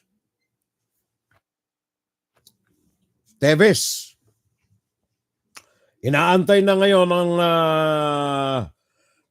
kautusan o kahilingan ng Department of Justice na baka pwedeng gamitin ng Interpol na ipa-aresto si Teves. Nandoon siya. Naglalamyerda sa ayon sa kanya hindi maaabot na kamay ng Pilipinas. Pantay mo, congressman yan ha. Congressman Arnolfo Arnie Teves Jr. 11 counts of murder. Tatlong magkakahiwalay ng mga insidente ng pagpatay. And the latest, yung pagkakapatay kay Governor ng Negros Oriental, Ruel Dagamo. Nagaantay yung kanyang asawa. Asa na ang hustisya, asa na ang katarungan ng pagkakapatay ng aking asawa. Matakay mo ni-raid armadong mga lalaki ang kanilang bahay. Sandamakmak ang mga napatay. Ang target lamang nito ay isang tao, si Ruel Dagamo, governor ng Negros Oriental. Mga akusado rito, ano nangyari na? Especially itong si Arnie Teves, namamayagpag doon sa Timor-Leste. And then hindi lamang yan. Kanina sabi ko na nga si Bantag. Si Sulweta namatay na. Kanina kahapon Friday o kanina Sabado namatay na si Sulweta. Pero si Bantag asan? Imposible naman na hindi natin alam kung asan si Bantag. Nidulo ng kanyang daliri, hindi maabot ng batas. Gerard Bantag. Nagtampisaw ang kanyang pamamayagpag sa panahon ni Rodrigo Duterte. Octubre 3, 2022, 2 years ago, tinambangan na patay si Percy Lapid. Siya ang pangunahing siya ang pangunahin na itinuturo at saka si Sulweta ng mga taong nagsagawa mismo ng pagpatay kay Percy Lapid. Ano nangyari? And then of course, formally, pinakang malapit sa puso at damdamin ng inyong naging presidente Rodrigo Duterte. Formally. Pinakinggan detalyado ang mga hibla ng kaso na ito ng formally. Involving 41 billion. Hindi lamang pipitsuging halaga ito. 41 billion pesos. Formally. Sino ang mga sangkot dito? Mga taong malapit kay Rodrigo Duterte. Mga tao na nasa sa kanlungan ng Malacanang. Kaya kahit anong pagbusisi ng Senate Committee sa ilalim ni Dick Gordon, wala nangyari. Sabagat yung mga kaalalay niya sa Senado, hindi pumirma.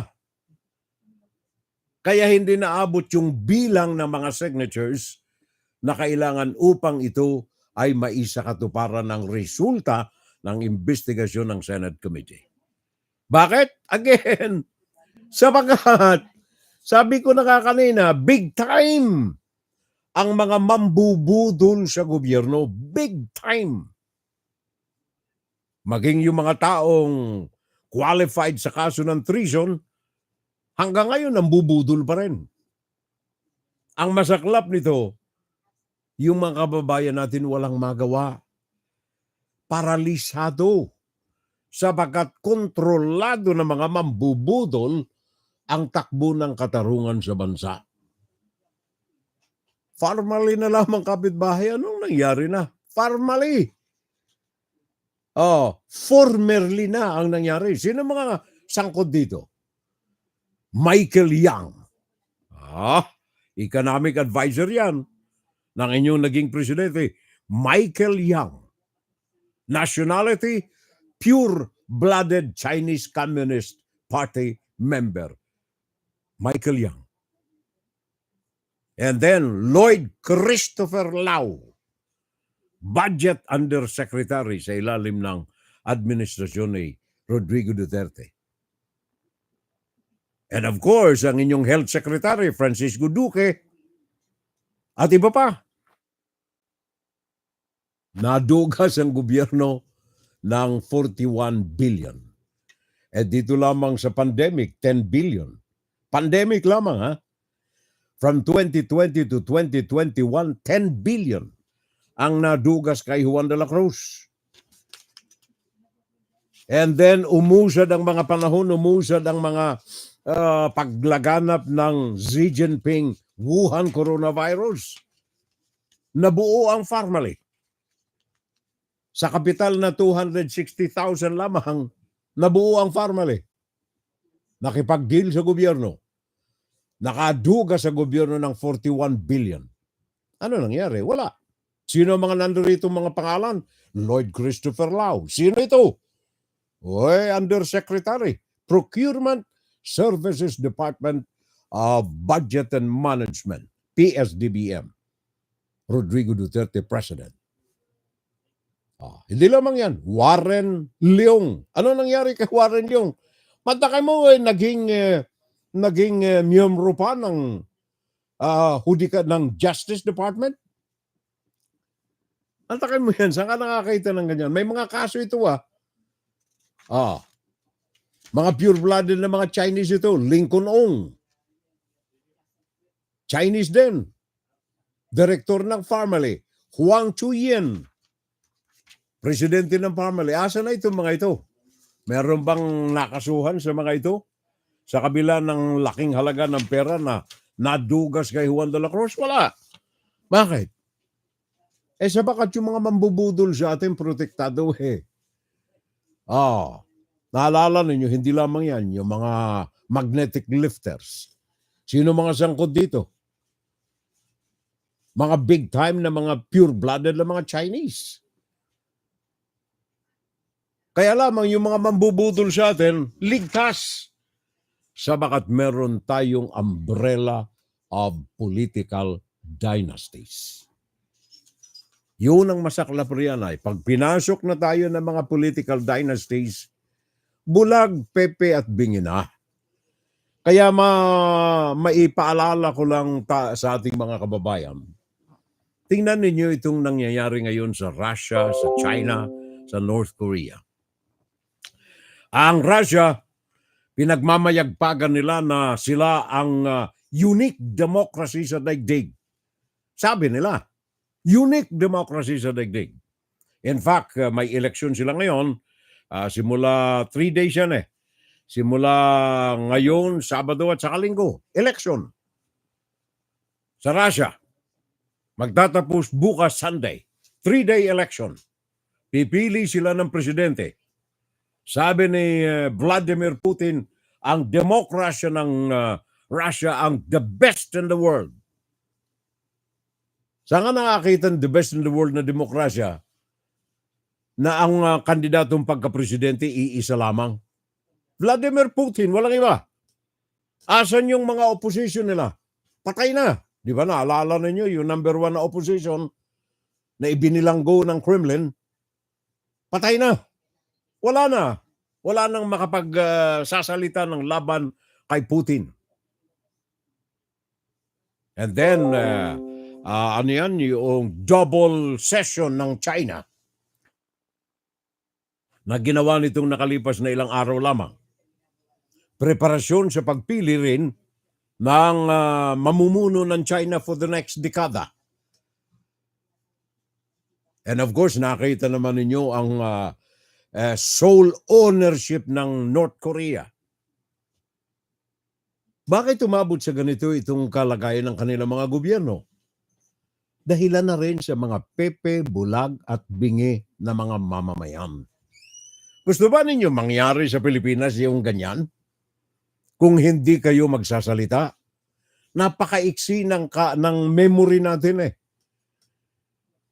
Ilang taon pa lamang ang nakalilipas sa People Power Revolution, nakalimutan na natin kagad eh. Mantakay mo may balik ninyo yung anak ng tao na pinatalsik ninyo riyan. Pinatalsik ninyo sa People Power Revolution tapos binalik ninyo yung kanyang anak. Saan ka nakakita ng ganyan? Masyadong maiksi ang ating memorya. At kung magpapatuloy kayo sa pagiging bulag, pepe at bingi, hindi malayo na mapagaya ang pamamahala riyan sa Russia. The greatest democracy in the world, sabi ni Xi Jinping. May eleksyon sa pagka-presidente, walang ibang kandidato kundi siya. Saan nagsimula yung mga ganyan? Cronyism in the government, dynastism in the government. And the Philippines is not far away from that. Political dynasties. Ngayon, tingnan niyo. May opposition bang genuine ng Pilipinas? Wala ka makita. Sino ang nagpo-post ngayon na opposition? Duterte. Hindi pa ba sapat yung 6 na taon na pagdurusan ninyo riyan?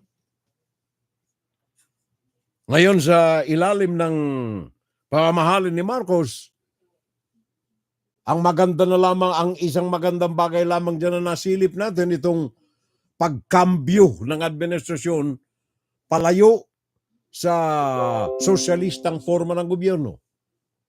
At least diyan may pag-asa man lamang tayo nakakita, konting anag-ag ng ilaw. Kaya lamang hindi ho sapat yan. Kailangan meron tayong tunay na oposisyon na makapilipino, for the Filipino, of the Filipino, and by the Filipino.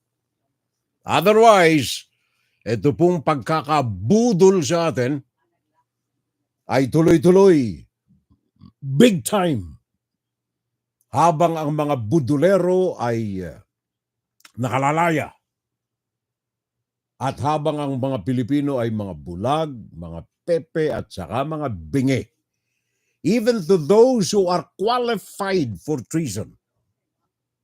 Kung bulag, pepe at mga bingi tayo riyado, patuloy tayong paralisado, walang kapupuntahan ang ating pamahalaan. Insight, guro-guro, opinion, and Saturday Live. Pare Koy, iyon ang ating mga paalala sa mga kababayan natin. Aray nawa na makapukaw tayo ng kahit man lamang natutulog na mantika. Ang laki ng budget ng Intel nila pero mga inutil naman. Sabi ni Andre Yanga. Sabi niya nakakahiya na ang mga pumapanig kay Kibulok. Anong klaseng values meron tayo riyan Nakakasuka na. Exactly. Values, pare ko. Values ang pinag-uusapan natin dito Kaya naalala ko tuloy si Miriam Sumalangit nawa ang kanyang kaluluwa. Anong sabi ni Miriam? Ngayon, kung lahat pala tayo honest, why is the Philippines often, or if not all the time, Why is the Philippines always ranked as one of the most corrupt countries in the whole world? Nagpapakalinis kayo? Aba kung malinis pala ang mga opisyalis natin, bakit palagi tayong nililista ng Transparency International as one of the most corrupt countries in the world? Magtitingnan tayo? Sino kaya dito? That is a problem with this country. We're all for honest government, and yet the world condemns us as one of the most corrupt countries in the world. That's why it is difficult to win in any international election, in any international campaign, because the Philippines, among others, has a reputation of being a corrupt country. Isip ng iba, kung corrupt ang kaya na yan, walang matinong lalabas dyan. Walang matinong ibuunga yan. Bigyan nyo ako ng sapang buhay. Panginoon, bigyan mo ako ng sapang buhay. At imbestigahin ko lahat, isa-isa. Dito sa Senado, sa House of Representatives. Tignan natin. Kita nyo, madamdamin yung mga katagang binitawan na yan ni dating Senadora Miriam Defensor Santiago. Paring Ruel Balong, thank you very much pare ko. Salamat sa pakikisa sa atin riyan. At saka Ray Elbo, also thank you. Andre Yanga, maraming salamat. Ito yung mga silent audience natin. Yung mga wala kayong marinig na katagabuhat sa kanila. Mr. Rolly Montalban also is with us today. Thank you very much. And of course, Tats Batalya Mordeno. Aba, aking anong tawag niyan? Yung anak ng anak. Anak ng pamangkin. Tats Batalya Mordeno. Oh, thank you. Maraming salamat. And of course, Junior Dal, thank you so much for the audience. Andre Yanga, also the same. And of course, Medi Foster Loza. Long time no hear tayo, Mariko. Medi Foster Loza. Nandirito siya sa New York. Si Medi. Thank you very much for the company, Medi. Maraming salamat. Also, Rick Bacolong. Thank you very much to you and for joining us. Also, Joe Gloria. Mga tahimik lamang itong nanonood sa programa natin. Joe Gloria, thank you for the company. I hope I'm not missing anybody. Si Ate Nens, nandyan din. Nena Salvo Mordeno sa Legazpi City. Thank you, Ate Nens, at maraming salamat. Regards daw to everyone in the family. Thank you, Ate Nens. And same to you there. At saka Sarsi de la Cruz. Naalala ko yung movie star natin riyan nung araw sa Pilipinas. Sarsi, di ba? Di ba may Sarsi tayo na nung araw na artista? Ano yung Sarsi Paloma, ganon? Eto, Sarsi de la Cruz. There you are. At saka, pare ko'y, Efren Tormes. John Sanaga. Thank you very much, pare ko. Maraming salamat for the company and long time no see. Efren Tormes. And then of course, Maring Mirna Guillermo, thank you. Iniisa-isa ko lamang itong mga mga silent audience natin. Antonio Ojero, pare kong Tony, maraming salamat. Maggie Kisay. Maggie Kisay, thank you. At sa lahat ng iba pang mga tahimik lamang na nanonood sa atin riyan. Ano ito? Sandali. Meron akong pangalan dito Rosel Chua. Hi, good evening na lamang sa iyo. I'm watching here sa Morrow. Saan itong Morrow, Mariko? Ito ba'y California? Morrow. Sabi ni Rosel Chua. Nanonood siya dyan sa YouTube. I don't know kung na-sync ko yung microphone ng YouTube kanina. Kasi nung magsimula tayo dyan, ay nag-aberya yung YouTube. So I don't know if you're picking up a signal direct from my microphone here or dyan sa microphone sa camera. Otherwise, kung microphone ng camera ang nag-feed ng audio natin sa YouTube, pati na yung mga usapan namin dito, dinig ninyo riyan. I'm not sure kung saan ang kagaling ang audio feed ng YouTube. Pakikalabit nga sa akin kung galing saan ang audio feed ng YouTube. Rochelle Chua. Sabi niya, it's good evening from Moro. Saan ang Moro, pare ko? Maricoy. Saan ito? Maray na aga po, Fiorel. Sabi naman ni Rosana Narume. Diyan sa Japan, ang ating kaibigan. Thank you. Maraming salamat.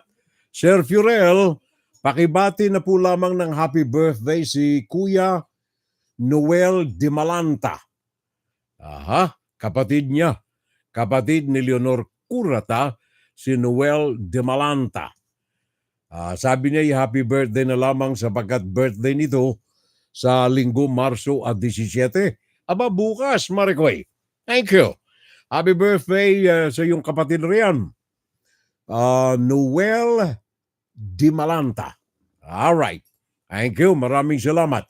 Si Medi Foster Loza ay naandyan sa Israel. Aba, ang layo pala nito eh. Ingat ka lamang riyan, ha? Sana malayo ka sa Gaza. Nasa Israel ang kaibigan natin si Medi Foster Loza. Naandyan sa Israel. Ingat ka lamang sapagkat hindi maayos ang kalagayan ng ating kapaligiran. Puso ko, sa bayan ko. At thank you na lamang sa iba pang mga silent audience natin riyan. Pakinggan si Ferel Salvo tuwing Sabado dito sa FGS Web Radio para sa mga Pilipino. At sana maiwasan natin ang mabudol. At kung tayo ay nabubudol, huwag nating pabayaan na tayo'y ibudol-budol araw-araw na lamang. Juan, Saturday Live! Saturday Live! Binabantayan natin kung ano ang kahihinatnan nitong kaso na ito ni Kibuloy. Gawa ng ang Senate ay hanggang Sunday ang kanyang palugit. By Monday, kung wala pa silang show cause order na may ipagkakaloob, ay ikukulong si Kibuloy. And then also at the same time, ang Kongreso ay may isinampal na rin na arrest order kay Kibuloy kung hindi ito dadalo sa SMNI hearing na itinakda rin ng Kongreso. Pakinggan natin si Vivian Gulia ng ABS-CBN para sa karagdagan nating report. Bigo ulit humarap sa pagdinig ng House Committee on Legislative Franchises si Pastor Apollo Kibuloy na sinasabing honorary chairman ng SMNI para sagutin ang umano'y mga paglabag ng network sa kanilang prangkisa.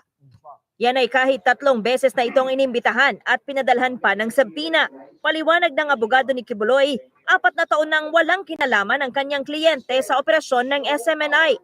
Pero hindi kumbinsido ang mga mambabatas, kaya na-cite in contempt ng komite si Kibuloy. Why does the good pastor refuse to come? He is apprehensive that his rights may not be respected because of the frenzy surrounding the investigation. The fact that he has not been appearing in these hearings, in this committee, just shows that he has no respect for this committee. It just shows that he acts like God, he acts with impunity, he takes this hearing for granted. I move to cite for contempt Pastor Kibuloy. Ipinag-utos ng komite sa House Sergeant-at-Arms na makipag-ugnayan sa Philippine National Police at iba pang law enforcement agencies para dalhin na sa House of Representatives si Kibuloy. The chairing objections, House Bill number 9710 is approved with no amendments. Lusot naman sa komite ang panukalang bawiin ang prangkisa ng Suarezog Media Corporation na may business name na Sunshine Media Network International. The 6 hearings that we have conducted, this committee has found sufficient grounds to revoke their franchise. Pero kahit aprobado na ng komite ang panukalang pagbawi sa prangkisa ng SMNI, hindi pa ito maipatutupad. Dadaan pa ito sa plenaryo ng 2 kapulungan ng Kongreso at sa mesa ng Pangulo bago maging ganap na batas. Kinwestiyon din kanina ng mga kongresista ang pagpangalan kay dating Pangulong Rodrigo Duterte bilang administrador ng mga ari-arian ng Kingdom of Jesus Christ na itinatag ni Pastor Kibuloy. Vivian Gulia, ABS-CBN News. May duda pa ba kayo na hindi kaambag si Rodrigo Duterte sa patakbo ng SMNI? May duda pa ba kayo? By the way, ano itong hiniling ni Robin Padilla? Show cause order para bigyan ng pagkakataong mai-extend, maipalugit ang pagharap ni Kibuloy sa komitiba ni Risa Hontiveros. Show cause order. Alam mo, hindi ako abogado, pero sa aking pagkakaalam, I hope kung ako'y mali, dagdagan ninyo ang aking kaalaman. Ito pong show cause order, nirepaso ko ng husto ang mga batas, mga resolutions, mga regulations and rules ng Philippine Senate and Philippine Congress na may kaugnayan dito sa show cause order na hiniling ni Robin Padilla in favor of Pastor Apollo Kibuloy. Wala ako ni isa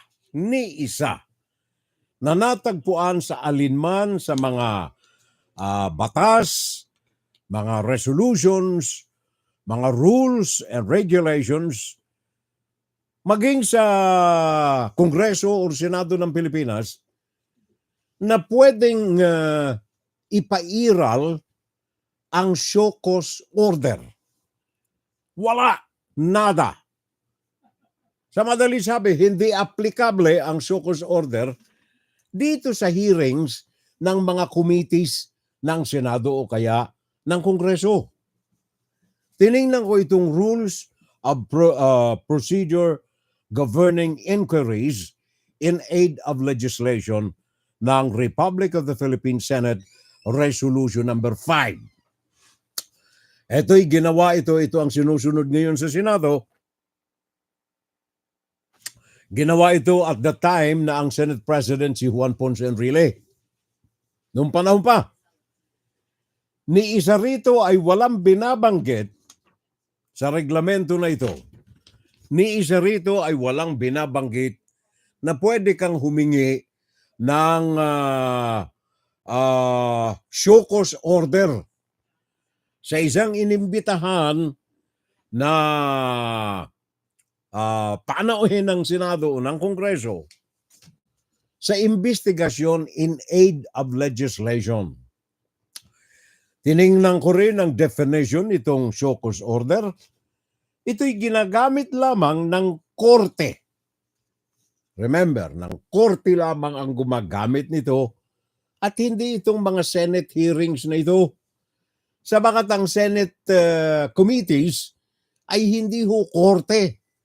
Ang mga ito'y komitiba na nagsasagawa ng pagdinig ng mga issues na makatutulong sa kanila sa pagbalangkas ng batas.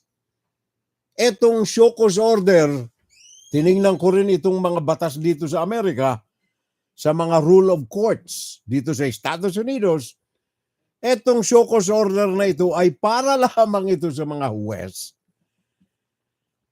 Para sa mga huwes, na mag-utos, mag-demand sa isang ng isang huwes requiring a party doon sa mga didinggin ng huwes na ito na magpaliwanag sa korte kung bakit kailangang hindi sila sumunod sa unang kautusan ng naturang korte. Kunyari, ang utos ng korte, kailangan nandito kayo bukas. Pero may sakit pala yung inutusan na humarap sa korte bukas at kailangan ito ay magsailalim ng operasyon kung ano man, magpapaliwanag siya, show cause order.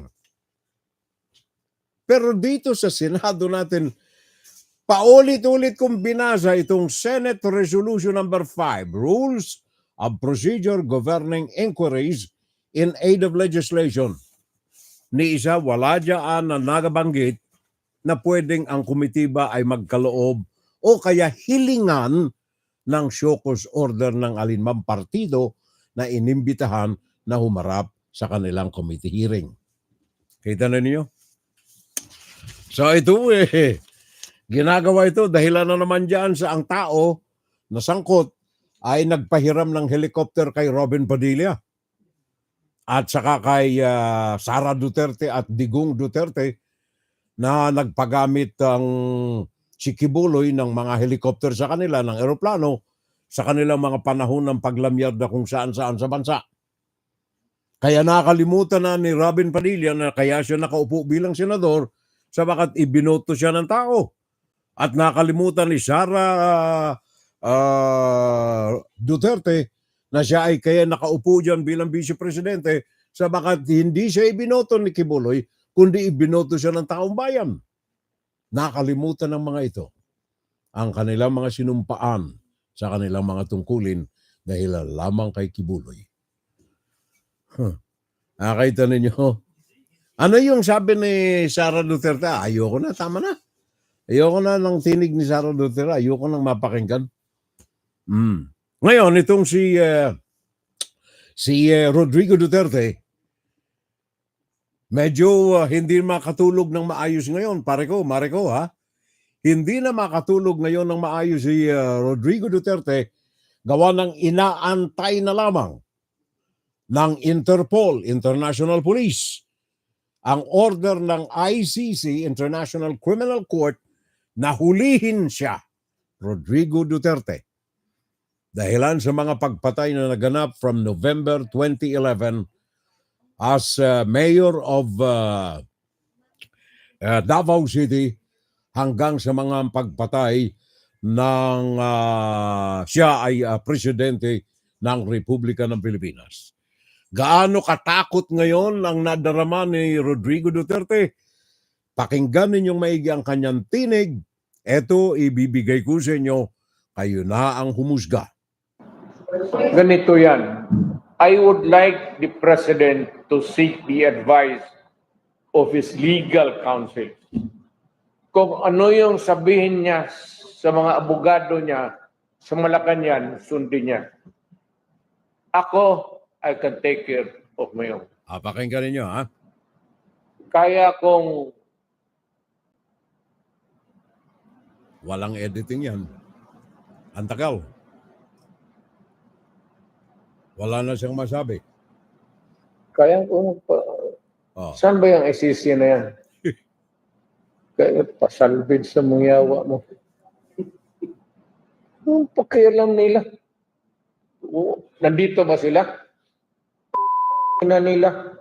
Puta mo, Dr. D, sabi, nagpatayan tayo dito, pulis ko din, patay dito, patay doon. Kaya pasalbid sa mungyawa mo. Saan itong mga ito? Kahit ninyo, yun ang dati ninyong presidente. Ulitin natin, ha? Pakinggan ninyong maigi. Una, ang tapang niya dapat si BBM ganito. Ito na, dito na tayo. Go ahead. Kaya kung wala na. Kayang what? Wala akong editing.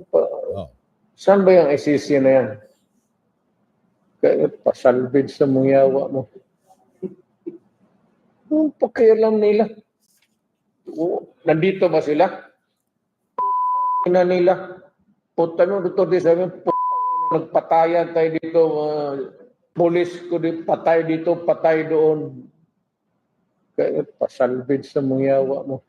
Saan itong mga ito? Kita ninyo, yun ang tinig ng inyong dating presidente.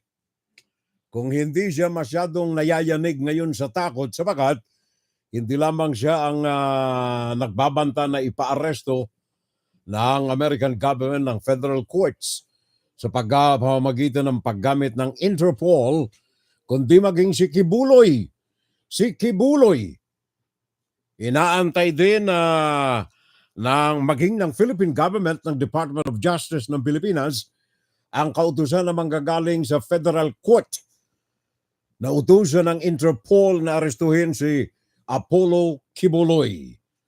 In fact, meron tayong report dito. Pakinggan natin ito. Galing ito sa News Television 5. The Beijing Girls Street call for everyone across the... No, hindi. Beijing yan nabanggit mong yan eh. Hindi yan. Ano ba yung report na yan? Mali ang aking number eh. Mayan. Sandali ha. Nawala na tuloy eh. Mali. Chinese pala yung... Wala. Wala na way. Mali yung numbering ko rito eh. Bakit naging ekibulo ito eh? Ang warrant of arrest ay ini-issue ng Federal Court of ng Federal Bureau of Investigation November 2021. At ngayon ay inaantay na lamang ng Philippine government ang kautusan na galing sa Federal Court upang arestuhin si Kibuloy. There you are. Yun ang habang sinasabi ko sa inyo eh. Yan na ang sinasabi natin mga kababayan para po sa mga nambubudol diyan sa atin sa bansa. Alam mo yung mga gawang hindi maganda hindi nagtatagal yan eh. Pag hindi maganda ay hindi nagtatagal. Kagaya halimbawa dyan sa China sa mga sandaling ito kapitbahay. Sa China, napakinggan naman ninyo yung kaperasyong clip na isulong natin. Diyan sa China ngayon, mga kababayan ko, patuloy pa rin ang pagkalas, paglilikas ng mga kumpanya, international companies, international businesses, umaalis sa mainland China. Ang mga ito ay lumilikas sa iba't ibang mga bahagi ng daigdig.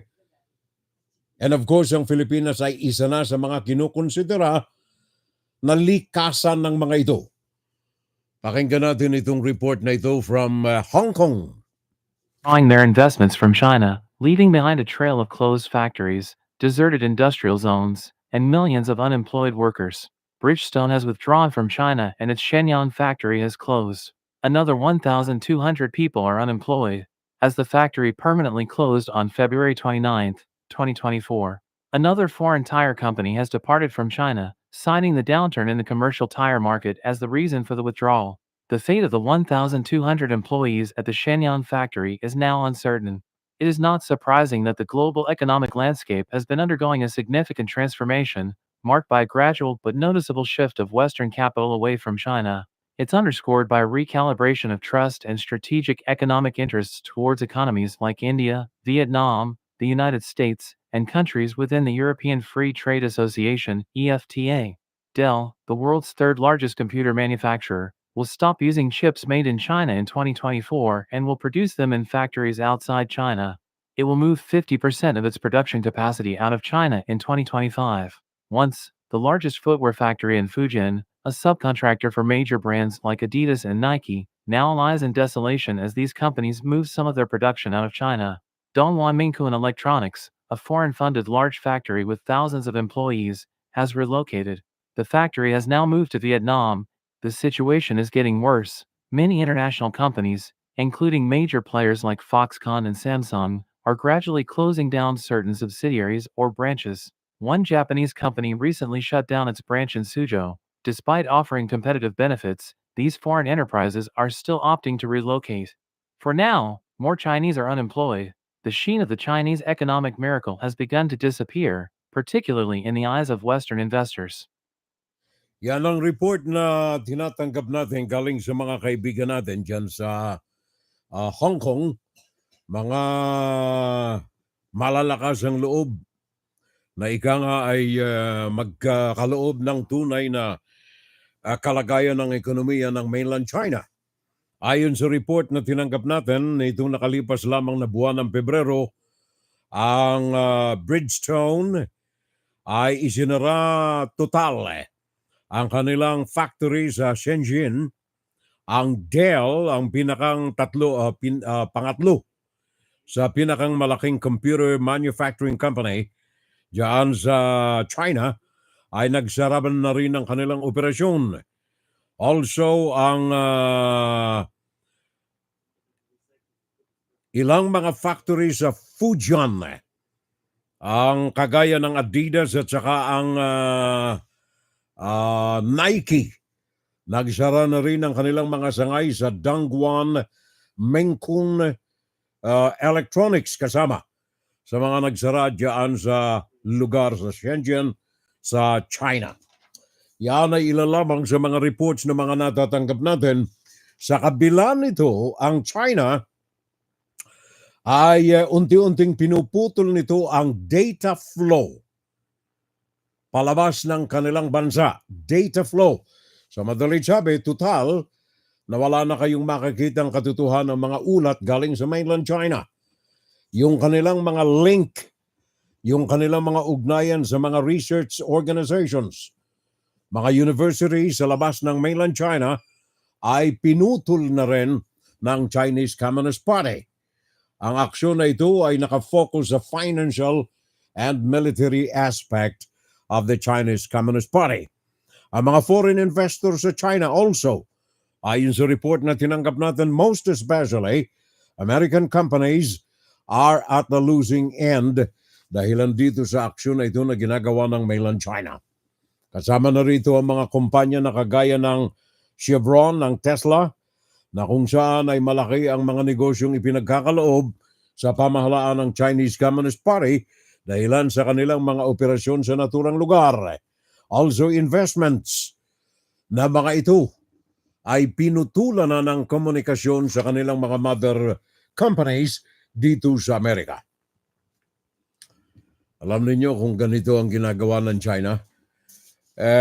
Yung ginagawa ngayon ng Estados Unidos, by the way, as against China, maraming mga analysts, mga economic analysts diyan sa European Union ang nagsasabi na hindi masyadong maapektuhan ang European market and very especially ang American market kung magkakaroon ng decoupling. Mapuputol ang supply ng mga produktong galing sa China sa mga merkado ng Europa o kaya ng Estados Unidos. Walang masyadong maapektuhan. Bakit? Sabagat yung mga produkto na ito na galing sa mainland China ay pwedeng mabili ng consumers sa Europa at saka dito sa Amerika sa bawat isa sa kanilang mga bansa at other countries affiliated with the democratic organization. Kaya sabi nga ng isang dalubhasa na mananaliksik dito sa Amerika, sabi niya, pwedeng patayin ng Europa o kaya ng Amerika ang ekonomiya ng China. All they have to do is to stop buying products from mainland China. Because mainland China depends their economic growth and sustainability sa mga produkto na ini-export nila sa mga bansa kagaya ng Europa at ng Amerika. So sabi nitong eksperto na ito, all we have to do is cut off buying from any products from China. Stop importing products from China. At ang isang dapat na gawin daw ng mga pamahalaan na agrabyado dito sa maltreatment ng Chinese Communist Party, ang isang magandang gawin, i-freeze, itigil ang pagdaloy ng dolyar ng China sa mga bansa ng Europa at Amerika. Dapat nating malaman mga kababayan, tayo mga nandyan sa Pinas, for example, and of course sa mga Pilipino. Hi Nancy, how are you? Nancy N.Ong. Nanonood sa atin ngayon ng ating kaibigan at ang kanyang pamilya. Nancy Ong, thank you. Ayon dito sa isang analyst na Europeo, sabi niya, kung ititigil ng mga bansa ng Europa at saka ng Amerika ang pagdaloy ng dolyar in and out of mainland China, ay magiging paralisado ang ekonomiya ng Chinese Communist Party. Itigil lamang sa wakat ang ginagamit sa daigdig na palitan ng produkto ay dolyar. Kahit sa merkado kayo sa daigdig, dolyar ang ginagamit. Kung ito ay ipagbabawal o kaya iputol ang koneksyon ng dolyar sa mga produkto ng China, kaya lamang kawawa yung mga mamamayan natin sa China. Sabagat ang kasalanan ng Chinese Communist Party ay hindi kasalanan ng ordinaryong mga mamamayan ng China. Yun ang dapat namang gawin nating konsiderasyon. Bagay na ikang ay malaking problema sa mga think tanks natin. Kailangan lamang nating ipairal ito. Asan? Ito? Puso ko sa bayan ko. Thank you very much kay Andre Yanga. Pare ko, thank you ha. Yung mga silent audience natin, Ruel Balong, thank you. Sino pa ba? Nancy. Hi, Nancy. Thank you very much again. Thanks for the company. And then Rogelia Briones. Thank you. Maraming salamat. Rogelia Briones. At sa lahat ng mga naandyan sa atin sa YouTube, thank you very much sa inyo lahat sa alalay sa atin. More news! Ooh, wow, happy birthday!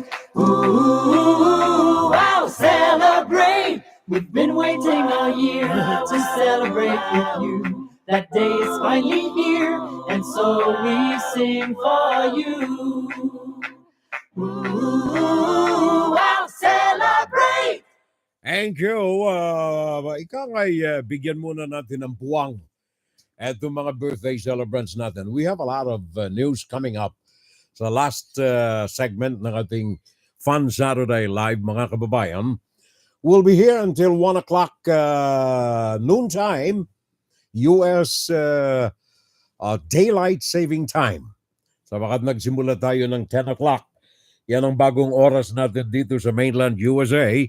Sabagat simula last Sunday, ay pinairal dito ang Daylight Saving Time.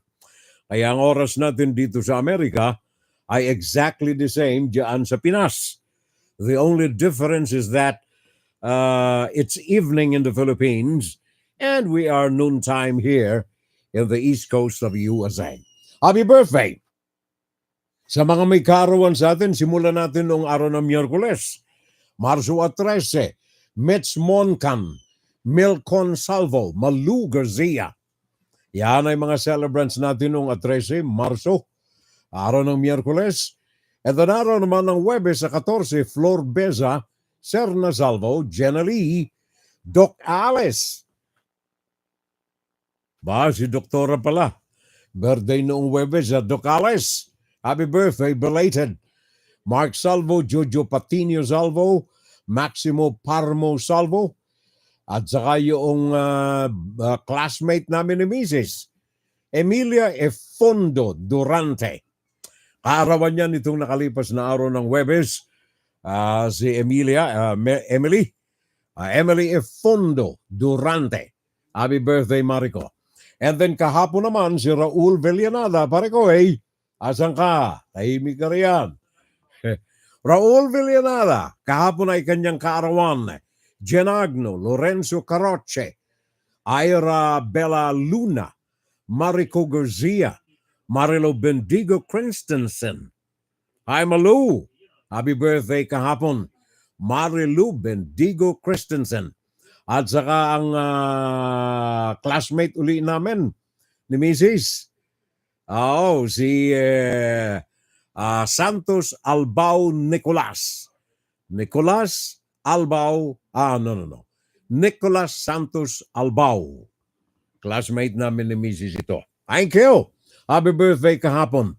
And today, ang mga may kaarawan today ay si Liza Tamayo Salvo, ang kaibigan ko si Rene SF, and then si Rizzy Lowe, Tintin May, Diane Patrice Angeles, si Doc Danilo Pacanya, si Nancy Manawis dito sa New Jersey, si Johnson ng New York, si Ellen Frantenko, si Telly Natividad Medinilla, at saka si paring Rene de Guzman.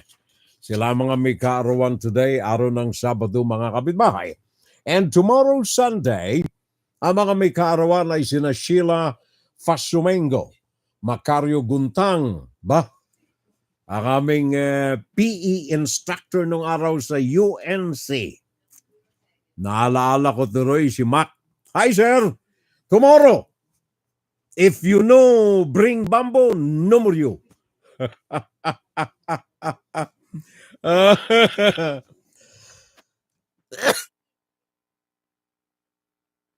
Naalala ko yan, pare ko, ha? Paring Kick Mendoza. Naalala mo ba ito, si Mac? Macario Guntang.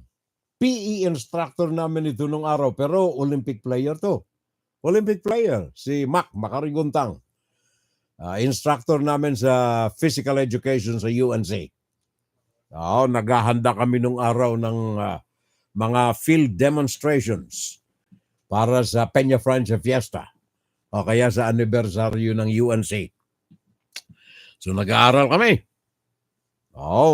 Tapos nung natapos na yung aming exercises, bigay siya ng instruction students, pupils, listen.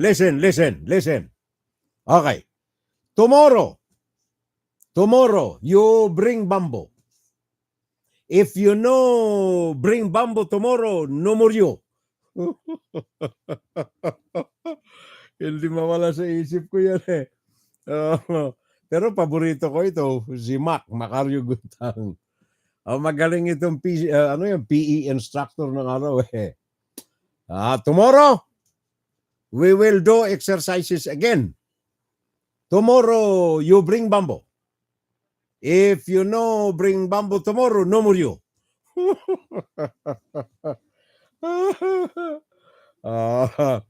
Happy birthday bukas din. Kay Aina Choi, kay Maria Rowena Kabili Malihan, kay Angelica Perez, kay Jomer Mondero, at saka kay Ana Marie Montesa. Sa Lunes naman, ang mga may kaarawan, si Roberto Torres, Rax Fernandez, Nene Salvo, Gwen Lizel Salvo, Lena Cruz, at saka Neng, pakinggan mo to. Birthday pala ni Bong sa 18 classmate namin ni Mrs. Dako. Classmate ko ito nung grade 1, grade 2. At saka classmate ni Mrs. nang lumipat sang asawa ko from San Pablo City to Bicol. Grade 6 na, grade 6. Si Bong Season, pare koy! Ito ang bunsong anak ng may-ari ng UNC, University of Nueva Cáceres. Si Eduardo Bong Season. Happy birthday, Bong, ha? Yan ay sa Lunes. Ang ginagawa ngayon ni Bong, pa-fishing na lang, scuba diving na lang. Diyan sa Lagunoy Golf.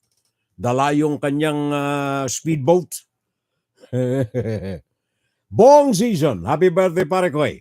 Yan ay sa Lunes, Marso 18. And then sa Martes naman, Marso 19, ang mga may kaarawan, si Joey Balsa de la Cruz, Florane Gabezay, Mercelita Masugara, at saka ang kilala nating singer, Joey Albert. Yan ay sa Marso 19. And of course, ang very special celebrant natin sa Marso 19, of course, walang iba kundi ang aming anak na lalaki. Marso 19. Joseph Fiorello Zachary Salvo. Kapistahan din ng St. Joseph yan. Kaya pinangalan namin niya na Joseph, gawa ng kapistahan ng San Jose. Kaarawan ng aming pangalawang lalaking anak. Sa Marso 19, Martes. Marso 22 naman, Friday, ang aming kapitbahay, si Aurora Garcia. Happy birthday sa kanya. Paalaala yan ng aking may bahay. Kanya ito Ano yan? BFF. BFF ng aking asawa. Si Aurora Garcia. Happy birthday. Marso 22. Of course, hindi kumpleto ang selebrasyon kapag wala ang pare natin, Julie.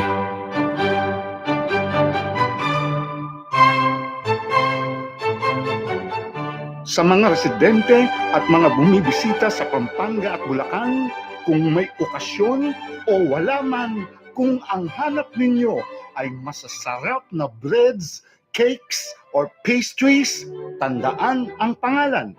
Armenia's Bake Shop. Armenia's. Sa Armenia's, makabibili kayo ng mga dekalidad na breads, cakes, or pastries. Sigurado, makukontento kayo sa mga breads, cakes, or pastries ng Armenia's. Kahit ikumpara pa ninyo sa iba. Subukan na ninyo. Tunay ninyong maiibigan. Bili na, order na, grab food na, now na. Armenia's Bake Shop. Bring home the best tasting breads, cakes, and pastries. Visit Armenia's Bake Shop on Facebook for details. Napakamadamdami ng delivery ng kumpare ko, Jundi Valencia. Diyan sa Armenia's Cakes, Breads, and Pastries. Armenia's. Pamangkin ko yan eh. Akin ko. Meron sila sa Guagua, Pampanga. Meron din sila sa San Fernando, Pampanga, sa Kingsborough Building, San Fernando, Pampanga. Meron sila sa Balibago City, Angeles City. Balibago, dyan sa 24 Montang Avenue, Balibago, Angeles City. And then dyan sa Santo Domingo, Angeles City, sa One Business Center, 408 Santo Rosario, Angeles City, Pampanga. Meron din sila sa Bulacan, Unit 4, DB Building, 422 MacArthur Highway, sa Malolos, Bulacan, and finally sa Tarlac. Yan ay sa City Walk sa Mora Street sa Tarlac City, Tarlac. Yan ang Armenia's Cakes, Breads, and Pastries. Sabi ni paring Jundi Valencia, I think it's about time that we have a revised... Nasa iyo yan, pare ko eh. Nasa sa iyo yan. Thank you. Parang Jundi T. Valencia.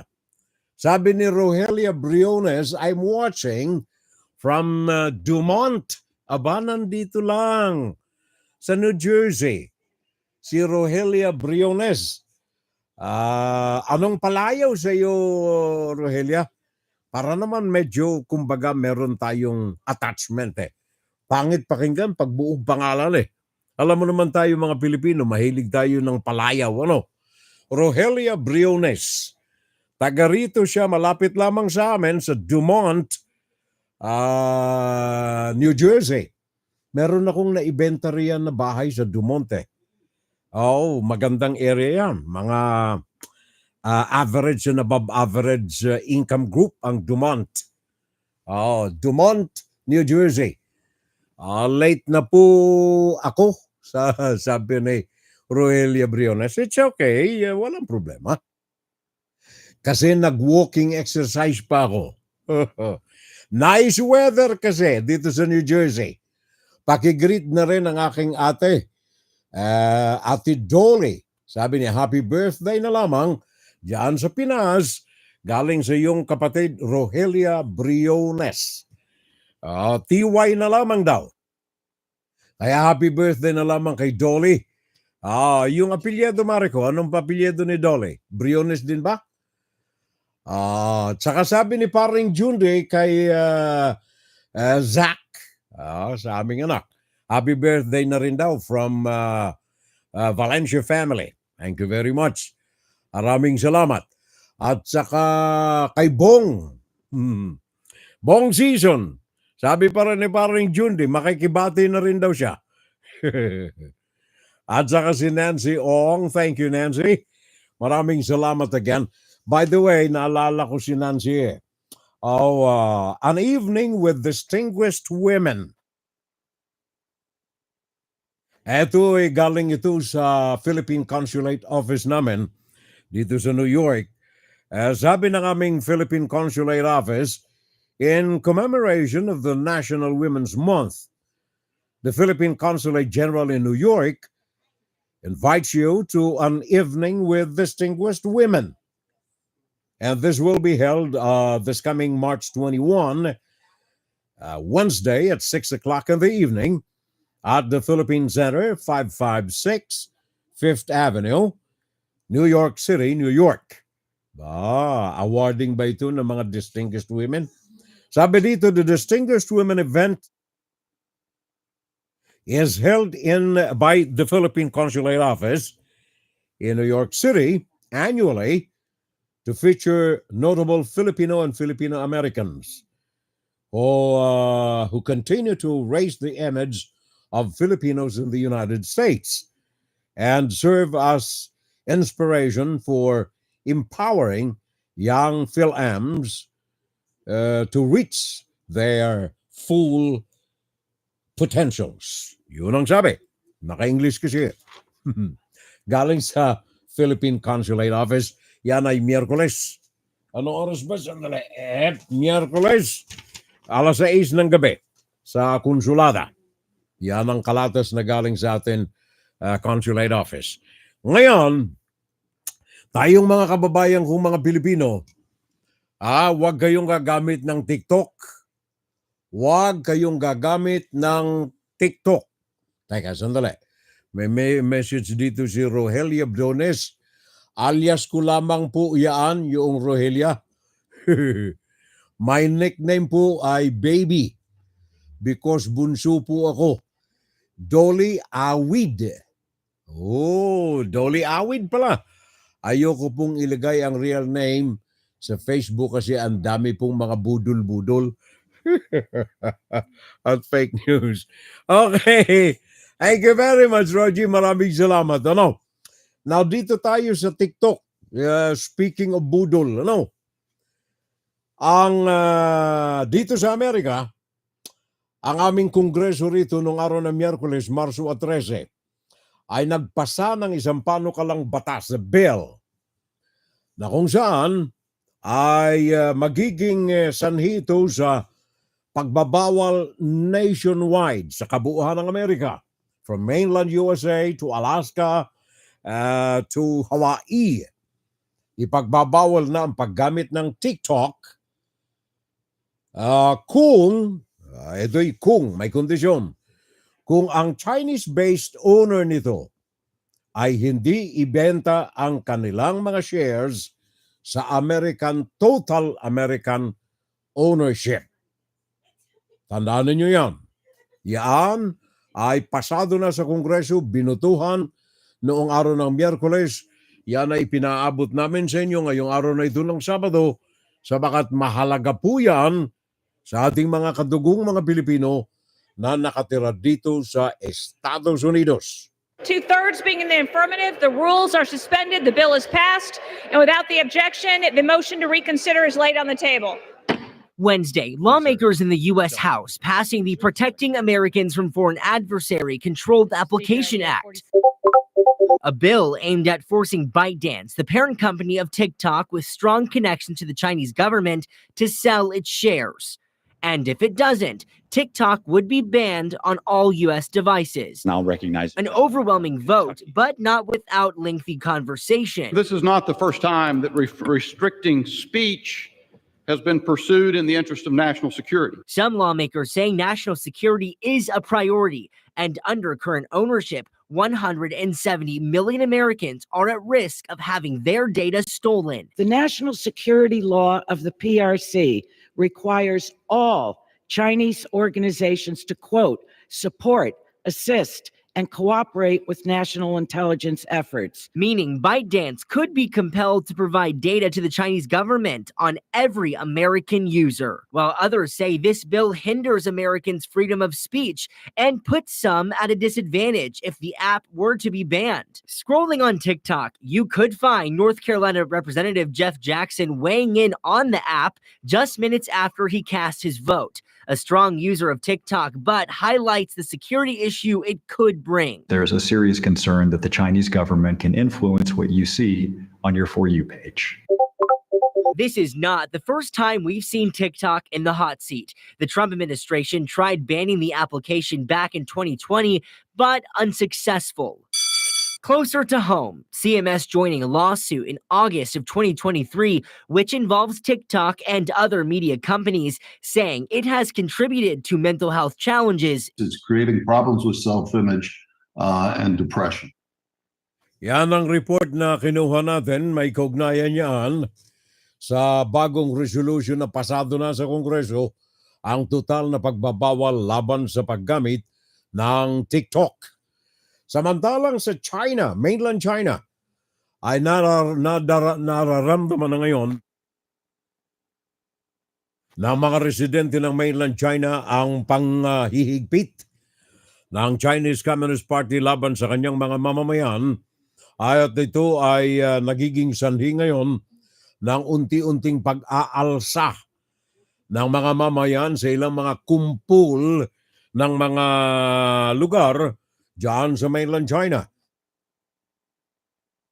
Katunayan ng isang araw, isang nag-viral diyan sa mainland China ang isang video ng isang dalaga, isang teenager na babae na nagsisigaw sa kalsada habang idinaraos ang 2 sessions ng Chinese Communist Party ng mainland China. At ang babae na ito, ang dalagang ito, teenager, ay may daladalang placard na against the CCP placard. Everyone nationwide take power and the power belong to the people. Sabi ng naturang placard. Ito ay dala ngayon ng naturang dalaginding. Kaya lamang ito ay, of course, as usual, ay hinuli ng mga otoridad. Ang paghuli dito ay naging sanhi ng mga pagmurukolyo at mga rally na ginawa ng mga mamamayan sa iba't ibang panig ng China. Pakinggan natin ang report na ito galing sa Hong Kong. Maramdaman natin kung ano ang tunay na kaganapan sa ilang lugar sa mainland China. Nadagdagan pa nga mga bansang sumusuporta sa panawagan ng Pilipinas na dapat kinikilala ng China. Mali. Ito. Go ahead. The Beijing girls' street call for everyone across the country to rise up, even in the face of the CCP arresting 2.4 million people, cannot deter the Chinese people from uprising. An increasing number of Chinese citizens are waking up and courageously standing up publicly against the CCP's authoritarian rule through various means. This is inspiring a powerful wave of support, encouraging people across the country to come together and reclaim their freedom. According to Secret China's report on March 12, a recent video of a girl shouting "All power belongs to the people of China" on the streets of Beijing ahead of the CCP's 2 sessions has gone viral online, garnering strong support. Specifically, on March 11th, the overseas social media platform account named Overseas Whistleblower released a video stating that on February 29th, on the streets of Beijing, a brave girl loudly called for the various rights granted to the people by the Constitution, and urged everyone to take up the responsibility to implement the Constitution. This girl should know that although the Constitution is there, discussing certain clauses of the Constitution is a crime in the CCP regime. The girl shouts, "All power belongs to the people of China," which indicates that the state's political power belongs to the people. It is the people's political power. The girl goes on to shout, "People of all ethnic groups in the country must implement the Constitution, uphold the dignity of the Constitution, and fulfill the Constitution and laws. Otherwise, the rule of law will always be empty talk." The girl passionately declares, "People of all ethnic groups in the country must stop the evil trend of infringement and exploitation and engage in a major struggle. For the revival of the Chinese nation, everyone must rise up and have a sense of ownership." Napakinggan ninyo mga kababayan, napakatapang ng bata na yan. Yan ang naging sanhi ngayon ng ilang mga kumpul na mga demonstrations, mga rallies sa iba't ibang mga kalsada sa mainland China in support of the power to the people na sigaw ng naturang teenager. Tapang niya, no ha? Sana marami tayong ganyan dyan sa Pinas. The power belongs to the people. Hindi sa mga dynasties. Sana marami tayong mga kababayan dyan na mulat ang mga mata. Sabi ni parang June de Valencia, TikTok divest or be banned. Papayag kaya ang China? Wala magagawa ang China, pare ko, kung naandyan sa Amerika ang banning. Florida is bracing themselves of Haitian migrants are influx due to crisis in Haiti. Sana ay hindi makaragdag sa migration crisis sa south border. Matagal na ito pare ko even before na nagkaroon ng problema ang Haiti, isa sa mga malalaking mga ethnic groups diyan ay mga ganito. Of course, ang isa sa mga kapansin-pansin na bumabagtas sa south border namin dito ay mga Chinese. At marami akong mga kaibigan ditong vloggers na galing sa Hong Kong ang nakakaugnayan natin everyday halos at pinaabot sa akin ang simpatiya dito sa mga Chinese nationals na ito na tumatakas sa kamay na bakal ng Chinese Communist Party. Kaya nga ba't sabi ko bagaman sarado dapat ang border natin riyan, kailangan may legal means pa rin. And of course, yan ay institution dito sa Amerika. Legal means na makapasok sa Amerika sa legal na pamamaraan. Nang sa ganun, nakakita natin kung sino ang mga kaibigan natin at karapat-dapat at sino ang mga kaaway na nais lamang magmanman dito sa Amerika. As well as dyan sa Pinas. Identical problem natin. Diyan sa Pinas at dito, pareho Al Casino San. Nanonood sa atin ngayon. Thank you very much, Al Casino San. Thank you very much for the company, Al. Maraming salamat. Isa ito sa mga silent audience natin riyan. And of course, yung iba pa na mga tahimik na nanonood sa atin and also diyan sa YouTube. Pagkatapos ng programa natin, i-revise ako itong YouTube. At titingnan ko kung kailangan palitan natin ang post nitong programa natin. Gawa ng hindi ako nakasisiguro kung tama yung audio feed na lumalabas ngayon dyan sa YouTube. Okay. And of course, speaking of communist countries, hindi of course mapapahuli itong Russia. Sapagkat si Vladimir Putin ay nagbibigay ng babala ngayon sa Amerika at sa European Union. Ito'y kaugnay ng ilang mga hakbangin na ginagawa ng North Atlantic Treaty Organization at ng Estados Unidos sa kanilang mga pagsuporta sa Ukraine. Ayon sa report na tinanggap natin from Kremlin, si Vladimir Putin ay nagpaabot ng babala. Nagbigkas ng babala noong araw ng Huwebes na baka mapilitan siyang gumamit ng nuclear weapon laban sa anumang mga maring hakbangin na gawin ng Estados Unidos at ng North Atlantic Treaty Organization. Kumbaga, sabi nitong mga nakarinig dito, it is reckless, it is irresponsible. Ang mga ganitong uri ng mga retorika ni Vladimir Putin. Pakinggan natin itong report ni Frederick Pleitgen na senior international correspondent ng CNN kaugnay nitong reaction tungkol dito sa pahayag ni Vladimir Putin na nagbibigay ng pananakot ng babala laban sa Estados Unidos, laban sa Ukraine, laban sa North Atlantic Treaty Organization, nakagamitin ito ang nuclear power ng Russia kung may mga hakbangin ang naturang mga bansa na hindi ka nais-nais laban sa Russia.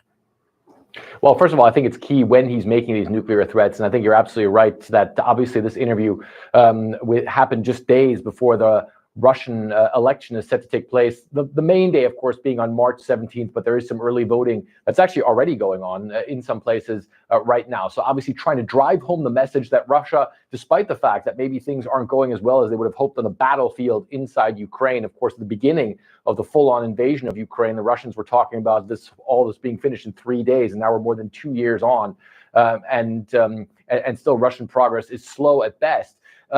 to show that Russia is still a very strong nation. And I think that there were several messages in all of that, that despite the fact that there are economic hardships, of course, for a lot of Russians, that many people have lost people on the battlefields in Ukraine, that Russia still has the power to take on any country in the world, including the United States. And I think that's one of the big messages from Vladimir Putin in that interview. I want to listen into some of what he had to say. Our triad, the nuclear triad, it is more modern than any other triad, and it's only us and the Americans who have such triads. In general, if we talk about the carriers and numbers of warheads, we are more or less equal, but ours are more modern. Everybody knows it. All specialists know. When he talks about the triad, he's obviously talking about the fact that the Russians can deliver nuclear weapons on land, sea, and in the air. So that's something that Vladimir Putin is once again putting out there. You're right. It's not the first time that he's doing it. Of course, in all of that, also a message to the United States, urging, of course, the U.S. to stop helping the Ukrainians. And the Russians have been saying that all this has the potential for a direct confrontation between the U.S. and Russia, which Vladimir Putin is saying the Russians are ready for, and certainly nuclear armed. Biana. Thank you. Maraming salamat. Sabi ni paring Jun de Valencia, Vladimir is he a real nuclear threat? If so, then of course America and other nuclear countries will retaliate. And that is the end of the world, sabi ni paring Jundi. Ari ko alam mo marami akong mga binabasang mga pundits, mga commentators sa newspapers, periodiko, maging sa mga live broadcast namin dito sa Estados Unidos, at maging yung pinanonood ko sa Australia and then sa Berlin. Pinanonood ko itong mga feedbacks nila at nagkakaisa, majority sa kanila, ang binabasura nila itong pananakot na ito ni Vladimir Putin. Especially that today, Russia is holding its elections. So kailangan ni Vladimir Putin na ang imahe nito ay isang bantayog sa mata ng mga Russians, na siya ang unikong leader, nag-iisang leader ng Russia na maaaring sandalan ng mga Ruso, ng mga Russians para sa hinaharap ng kanilang bansa. Kahapon ay nagsimula ng eleksyon sa Russia at dahilan sa laki ng Russia, 11 time zones yun 11 time zones ang Russia. Kaya 3 araw ang eleksyon na ginagawa ngayon sa Russia, kasalukuyan. Kaya lamang, kagaya ng nasabi ko kanina, sabi ni Vladimir Putin, this is the most genuine democratic country in the world. Kaya alam naman ninyo yung propaganda ng Russia. Saan ka nakakitang pinakang magaling na demokratikong bansa na ang kandidato iisa? Iisa. Bakit? Yung mga kalaban niya, pinatay na lahat Kung hindi man pinatay, nasa bilangguan. Kaya yung eleksyon na ito na nagsimula kahapon sa Russia, iisa lamang ang kandidato. Pakinggan natin sandali. Meron tayong dagdag na report dito sa eleksyon sa Russia. Pakinggan natin si Steve Rosenberg ng BBC News, nakabase dyan sa Moscow. Russia's democracy is the best in the world, the Kremlin says. Right? Not quite. Realistically, only one man can win this. Vladimir Putin! The man who's been on Russia's political stage for the last quarter of a century. Vladimir Putin faces no serious challenger. His fiercest rivals are in exile or in prison. But not everyone who came out today was actually voting. This, one of a string of attacks on polling stations across Russia. They're unprecedented. After chaotic scenes here, an arsonist is detained and green ink poured into a ballot box. The authorities called the attackers scum. Some voters were greeted with a show. Well, it's one way to bang the drum for Russian elections. There is voting too in parts of Ukraine, which are under Russian occupation. What Russia calls its new territories. The Ukrainian government called the election here illegal. Polls close on Sunday night. Expect a Putin landslide. Unpredictability is very much a feature of life now in Russia, but that does not apply to elections. The political system here is built around one man, Vladimir Putin, and the Kremlin tightly controls that system, including elections. So Mr. Putin's re-election is not in doubt. And neither is the message the Kremlin will be sending after this, that Vladimir Putin has the full support of his people. Steve Rosenberg, BBC News, Moscow. Mantakay mo, 25 anyos nang nanunungkulan riyan, ha? Parang old Ferdinand Marcos Sr. Ngayon, diyan sa Pinas, sabi ko na nga kanina, kung tayo ay patuloy na pepe, patuloy tayong bulag, patuloy tayong bingi, at patuloy tayong dumidiyos sa mga dynasties, sa mga oligarchs, sa mga cronies, darating ang panahon na ganyan ang ating demokrasya, the greatest democracy in the world. One-man rule. Yun ang aabutin. Kapag tayo ay patuloy na mga bulag, mga pepe, at saka mga bingi. Kagaya na lamang dyan sa Ukraine, mga kababayan ko. Dyan sa Ukraine, buti na lamang meron tayong mga kaalyado riyan, European countries, na sa meeting nila kahapon yung Big Three ng Europa. Big Three ng Europa. Poland, Germany, and then France. Ang tatlo na ito ay nagkasundo sa kabila ng kanilang pagkakaiba-iba na mga opinyon. At least nagkasundo ang tatlong mga bansa na ito na patuloy ang kanilang pagsuporta sa bansa ng Ukraine, bigyan ng supply na mga armas na kakailanganin, mga bala na kakailanganin, habang patuloy ang pagsulong ng gyera, pananakop ng Russia diyan sa Ukraine. Germany, France, and Poland. Alam naman natin na hindi nagkakasundo ang tatlong ito sa ilang mga bagay. Bagaman sila ay kabilang sa North Atlantic Treaty Organization, maraming mga bagay ang hindi nila pinagkakasunduan. Subalit sa kabila nito, ang pagtulong sa Ukraine, nagkakaisa ang mga ito, nagkakaiba-iba nga lang sa proseso ng pagtulong. Galing sa Germany, galing sa Berlin, Simon Young, pakinggan natin. A signal of unity and solidarity. The leaders of Germany, France and Poland showing their continuing support for Ukraine. Scholz, Macron and Tusk want to boost the supply of ammunition to Kiev. Olaf Scholz listed ways that can be achieved quickly. Among other things, we will now procure even more weapons for Ukraine on the entire global market. This is a good improvement. Secondly, the production of military equipment will be expanded, including through cooperation with partners in Ukraine. And third, within the Ramstein format, we are establishing a new capability coalition for long-range rocket artillery.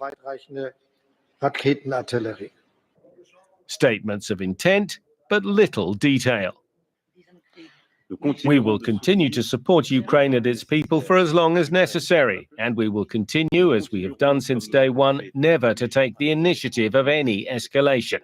That last point, perhaps a reference to Scholz's reluctance to provide powerful Taurus missiles from Germany's stocks. The Chancellor says sending Taurus could be seen by Russia as an escalation of the conflict. Macron has also called for nations to consider sending Western troops to Ukraine, but Scholz has ruled that out as well. So there is reason to believe these three countries may not be as united as they claim. Europe and we, as the Weimar Triangle, are aware of our responsibility for the future of transatlantic relations. And we are also aware that we Europeans bear responsibility for our own security and future. And no one can take this responsibility away from us. Discussion of the best way to help Ukraine will continue, and soon. The three leaders will meet again next week at the European Council in Brussels. Thank you very much. Yan ang report na galing sa Berlin. Galing mismo yan sa Germany. Sabi ng kumpare ko, sabi ni paring Bonifacio Año Nuevo, sabi niya, yung mga nabudol noong nakaraang administrasyon at hanggang ngayon ay naniniwala pa rin kay Mang Kanor. Katangahan na ng maraming tawag dito noon. Stupid is knowing the truth, seeing the truth, but still believing in lies. Pare ko mabigat yung mga kataga mong yan. Magaling, but I agree. Tama yan. Kaya nga ba't sabi ko every now and then, ang bubulusyok ng tunay na demokrasya diyan sa bansa ay ang pagiging superior ng mga bulag, mga pepe at saka mga bingi na yaan ang patuloy na itinitirik natin ang kandila na sana ay magising natin ang mga kaluluwa nito na mamulat sila, mawala ang kanilang pagkabulag, mawala ang kanilang pagkapepe, mawala ang kanilang pagkabingi sa tunay na katotohanan na ngayon ay laganap diyan sa Pilipinas na kinukontrol lamang ng mga dynasties, ng mga cronies at mga oligarke na namumuno diyan sa atin sa bansa.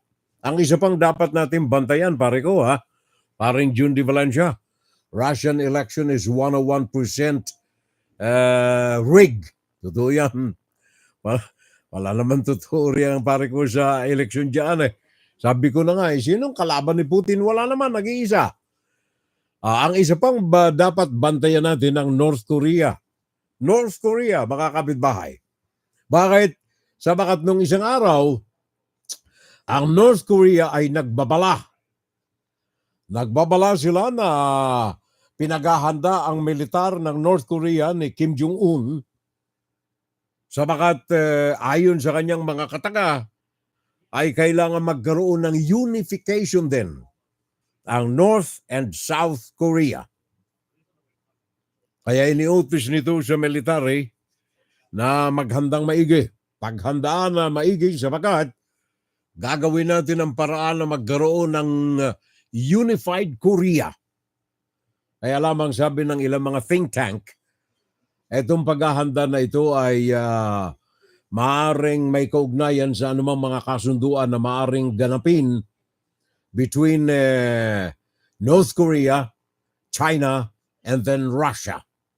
Hindi makagagalaw ng solo ang North Korea nang wala ring gagawin ang Russia at saka ang China. So pakinggan natin ang report na ito galing kay Dale Hart. Galing ito sa Is CBN. North Korean leader Kim Jong-un about to go to war with South Korea and the United States? Some experts think it's possible.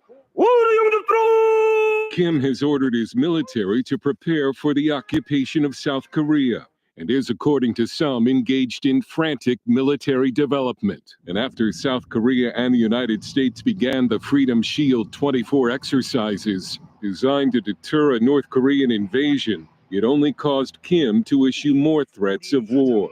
The task of North Korean experts has always been to try to separate bluster from real threats. And in the past, it's usually been bluster. Bong Young-shik at the Institute for North Korean Studies in Seoul says it's bluster, meant to undermine the current South Korean government from winning parliamentary elections in April. A disturbing report earlier this year by the respected 38 North website, however, indicates this time Kim may be serious. 38 North reports Kim Jong-un has made a strategic decision to go to war because the communist government sees a window of opportunity to forcibly reunify the Korean peninsula. If the report is true, Asian expert Gordon Chang believes it would be part of a wider Asian war. North Korea wouldn't go to war unless it got the approval of both Moscow and Beijing. So That's what I'm probably if North Korea were to attack South Korea, it would be in conjunction with China attacking Japan, Taiwan, Philippines, India. Concerns about North Korea's nuclear program have grown in the past 2 years, as the North has test-launched missiles at a record pace and openly threatened to launch a nuclear attack on the United States. Chang does not necessarily agree that North Korea is preparing for war. but says if it is, the blame falls on the White House for appearing weak. Kim Jong-un believes that the United States is in global retreat. That is a very dangerous mentality. Dale Hurd, CBN News. Thank you very much, Dale Hart ng CBN News. Maraming salamat. Nabanggit niya yung White House na ayon sa pananaw ng North Korea is weak, mahina. Antayin natin ang pagpasok ng bagong presidente. By the way, speaking of the United States, natapos na yung business delegation na pinadala riyan ng White House sa Pilipinas. At maging yung feedback ng mga natatanggap ko rito at maging galing dyan sa Pilipinas, very positive ang tulong ng Amerika. At ang pagpapaunlad, pakikipag-agapay ng Amerika sa ekonomiya ng bansa dyan sa Pilipinas. And to me, it is a positive thing. Now, yung bisitang yan ng business delegation na natapos na, ay susundan ng pagbisita riyan ni Anthony Blinken dyan sa Pilipinas. Secretary Blinken will travel to Manila, and that is to reaffirm the unwavering commitment of the United States to the Philippines. Yan ang mga kataga mismo na natanggap natin galing dito sa State Department sa Amerika. Ito'y binabasa ko itong kanilang press release from the United States Foreign Affairs Office. No, hindi Foreign Affairs.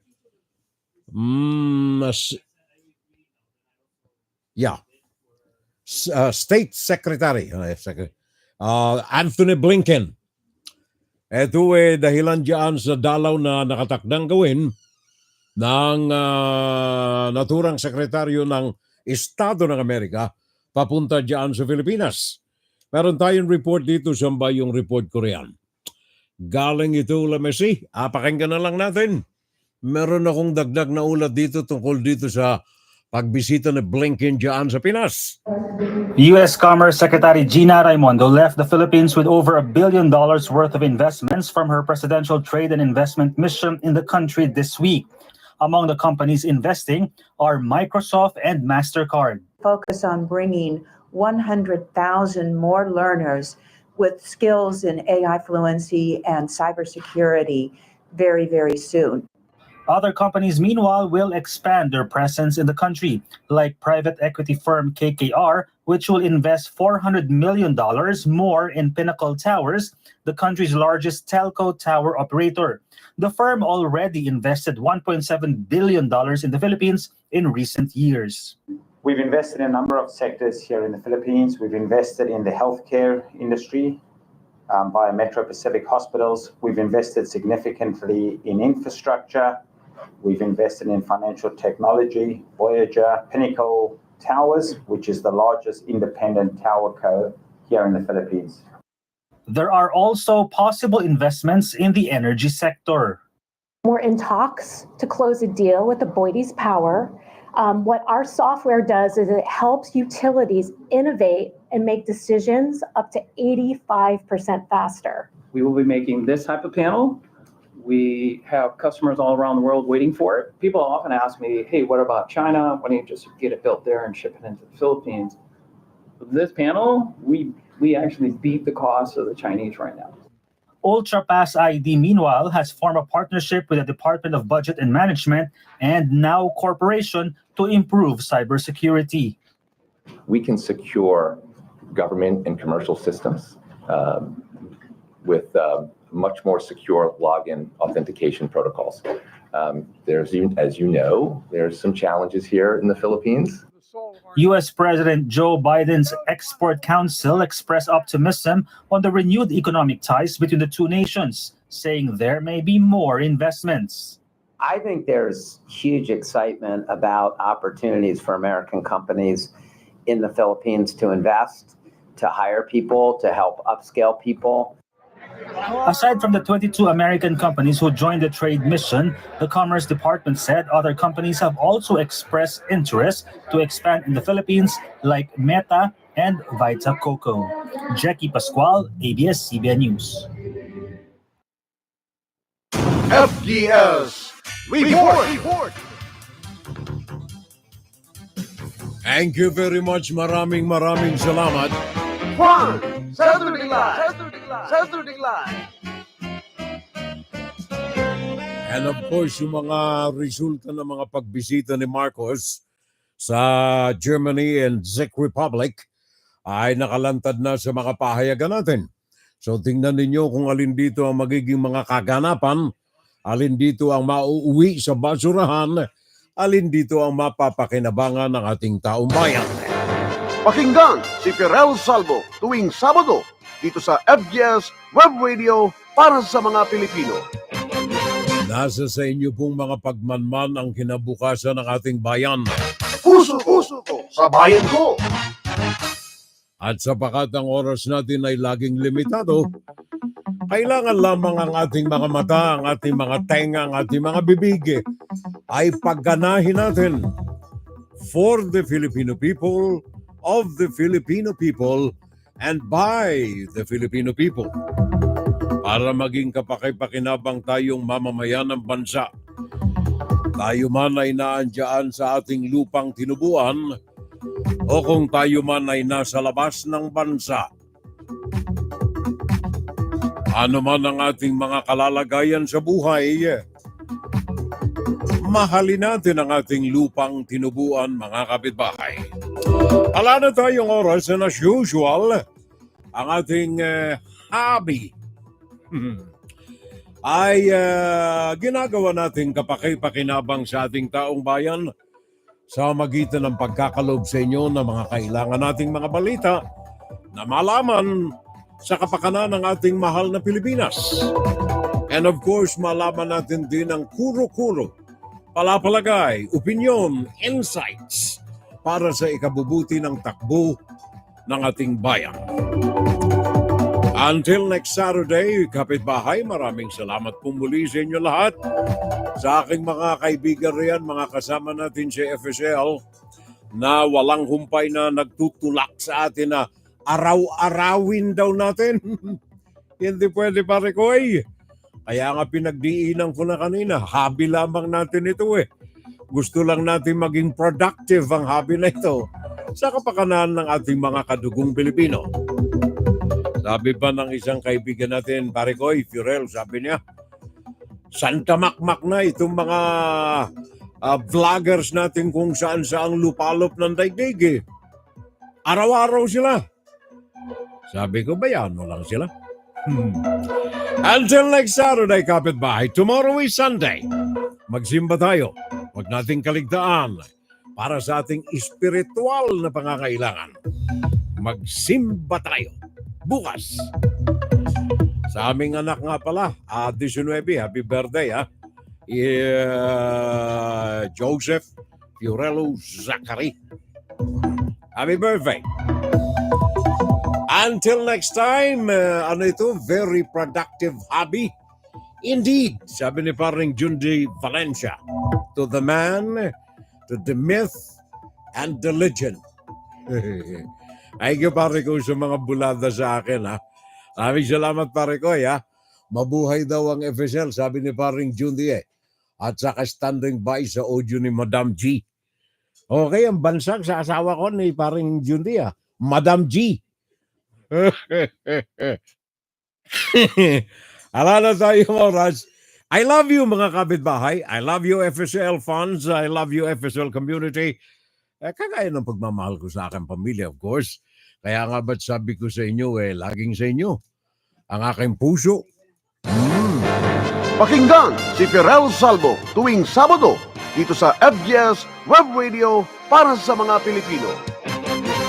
And of course, sa aking may bahay, nauna na naman, oh. Nauna.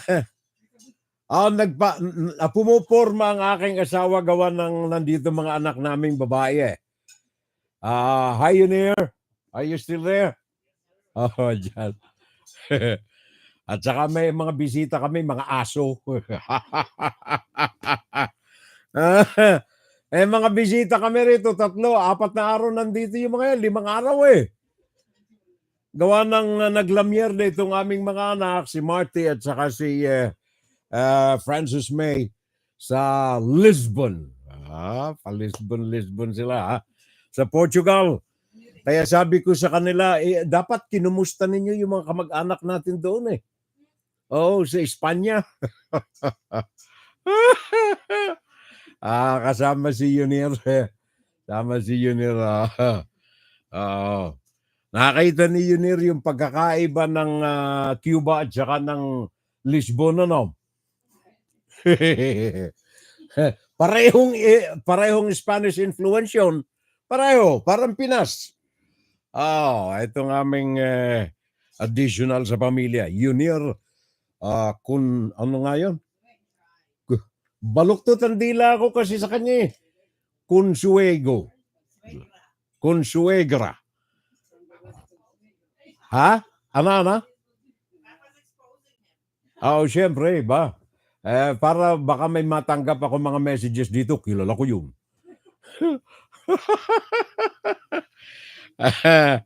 Ala na tayong oras, ha? Napahaba pa rin yung daldala natin, ano?